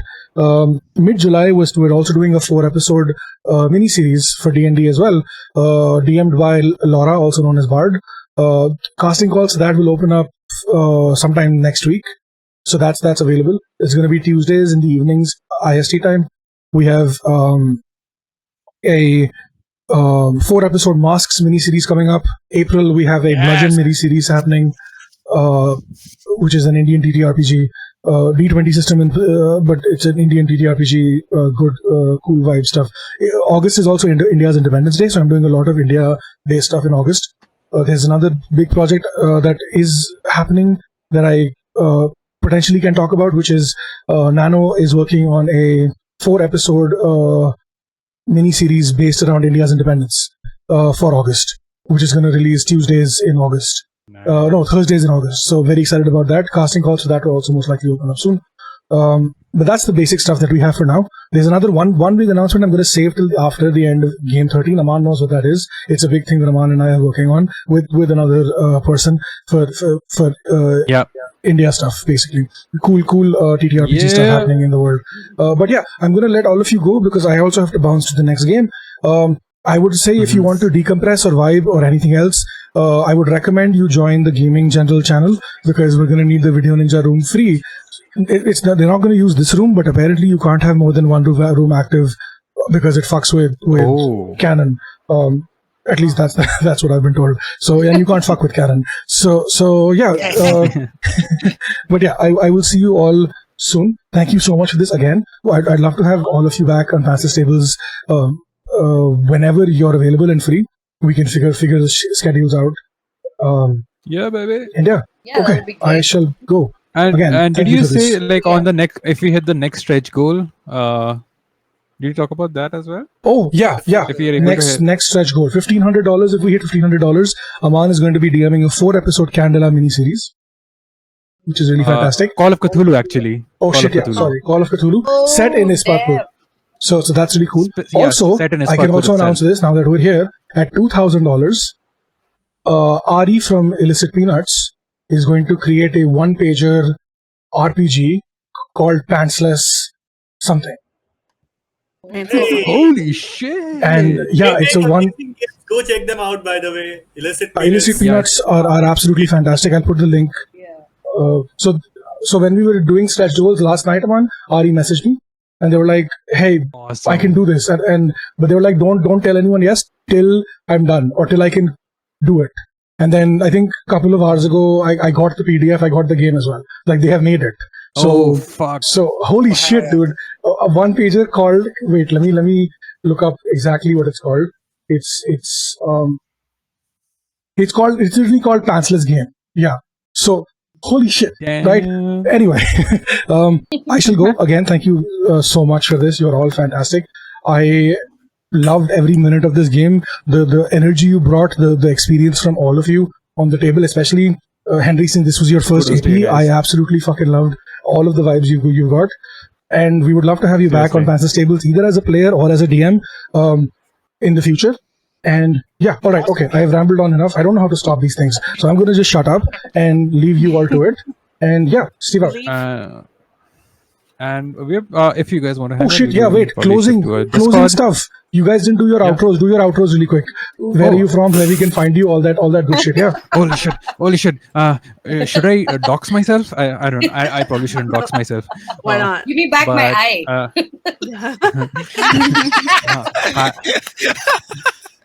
Hello. I was the DM for this game. Aman, you can find me on socials everywhere as Aman HK. Because that's just part of my last name and I just keep it for simplicity's sake. I stream on Twitch again at twitch.tv/AmanHK. I'm currently writing the Ispatpur campaign setting on my Twitch streams itself. And I stream it whenever I can, probably like twice or thrice a week. 12 hours from now or whatever time it is right now. So that's when I stream and I'm writing it live for the public.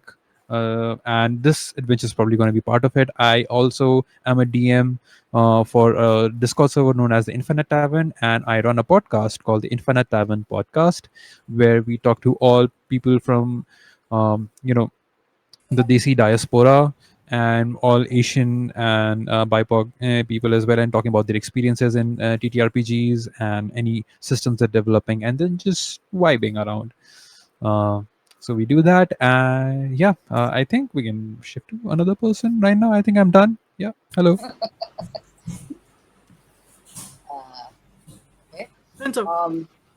Yeah. Oh, hi. Hi again, everybody. I'm Bento Bud. You can find me on almost all socials, I guess, Facebook, Instagram, X, all of that as the Bento Bud. I run a brand with my husband called Originally. We are an online TTRPG store based out of Bangalore, India. We haven't started international shipping yet, but hopefully that'll happen soon. But yeah, that's me. Henry. Henry. Yeah. Hey, I'm Henry. I'm in Colorado. If you can find me on socials, I guarantee that I won't reply because I don't have them on my phone. So I am designing a board game that I will be kickstarting sometime this year, but I don't have a set time on that yet. Aside from that, I am pretty much in love with role-playing games in general. So I've been a few different places, but nowhere consistently yet. So, and this is Zazu. Oh, I love Zazu. Hello. Say hi. Sorry, go ahead. Shelly. Hi everyone, I'm Shelly Von Miller. You can find me everywhere on the internet at Shelly Von Miller. I stream here on Twitch. I'm in a bunch of other things, including a Vampire the Masquerade game called Endless Elegies Second City Blues, where I play Ashley Dane, the Ventrue Primogen of Chicago. She's a nice lady. She's evil. But yeah, you can. I'm a variety content creator, so I'm doing a bunch of random shit. And you can actually, if you're going to TwitchCon San Diego, you can catch me at TwitchCon San Diego. I will be part of the TwitchCon Drag Showcase in September. So Amazing. there you go. Silly. Hello. Hi. This is Silly. Hello. You can find me on X. Why did they name it that? But on that, as call me _ Silly. The links are in the chat. And you can also find me on Instagram if you can find me there. I'm not going to say my handle. But if you do find me and say hi, I will not hesitate to reply back. And I run games online, offline. So if you're ever in Mumbai and you want to play some offline games, hit me up. I know a cafe. I run games there. We can go there. We can play some board games. We can play some TTRPGs. It's fine. And yeah, that's it. And hopefully I'll see you guys soon again on Pantsless table, either as a player or most likely running my own series, maybe soon. We'll love see. That. Schedules are tough, but yes, that's it. Thanks. Steve, write up a contract. I do not have a plug of my own, but I will plug my friends, Illicit Peanuts, who we just talked about. Amazing content creators, game makers. Go check them out. Go check out their games. We have a campaign setting for D&D 5e called Seron, which I'm a player of. And it's an amazing world. I will definitely recommend everyone to go check it out if you can. Thank you. Awesome. Jem. That's me. Hi, I'm Jem. Everywhere you can find me, most places at Jemboree or Instagram, I'm Jemaginative. I stream D&D games on New Age Geeks channel on Twitch and YouTube, and we're actually a little plug. We are also a Critter Award finalist for Best Upcoming YouTube Channel for our D&D stream. I play two games there and host a show called Goodberry Cafe there, where I play indie tabletop indie tabletop games. And currently I'm also a unmatched cast member on Castleton, which is a mega game happening on Twitch on the Winter's Tales channel. It's a Bridgerton Hunger Games mashup. It's really amazing and intense. We're halfway through the matching season. It's wonderful. But yeah, check us out. Try to go fast. Awesome. I think with that, Steve, I think all of us are done. Yeah. Hello. Hi. You want us to fuck off? It would help. You want to yeet us? Bye, guys. Yeah, get the fuck out. You're done. Goodbye. I don't need you anymore. You've served your purpose. That's it. Done. All right. Fuck For it legal off. reasons, that's a joke. I appreciate all of you. You are absolutely fantastic. Again, thank you for doing this. And I shall see you around. Yeah. Hit me up if you need vibes or anything, or if you just need someone to talk your ear off when you can't sleep. That's basically what I'm good for at this point. Yeah. All right. Bye. Bye, guys. Bye. Bye. Thank you.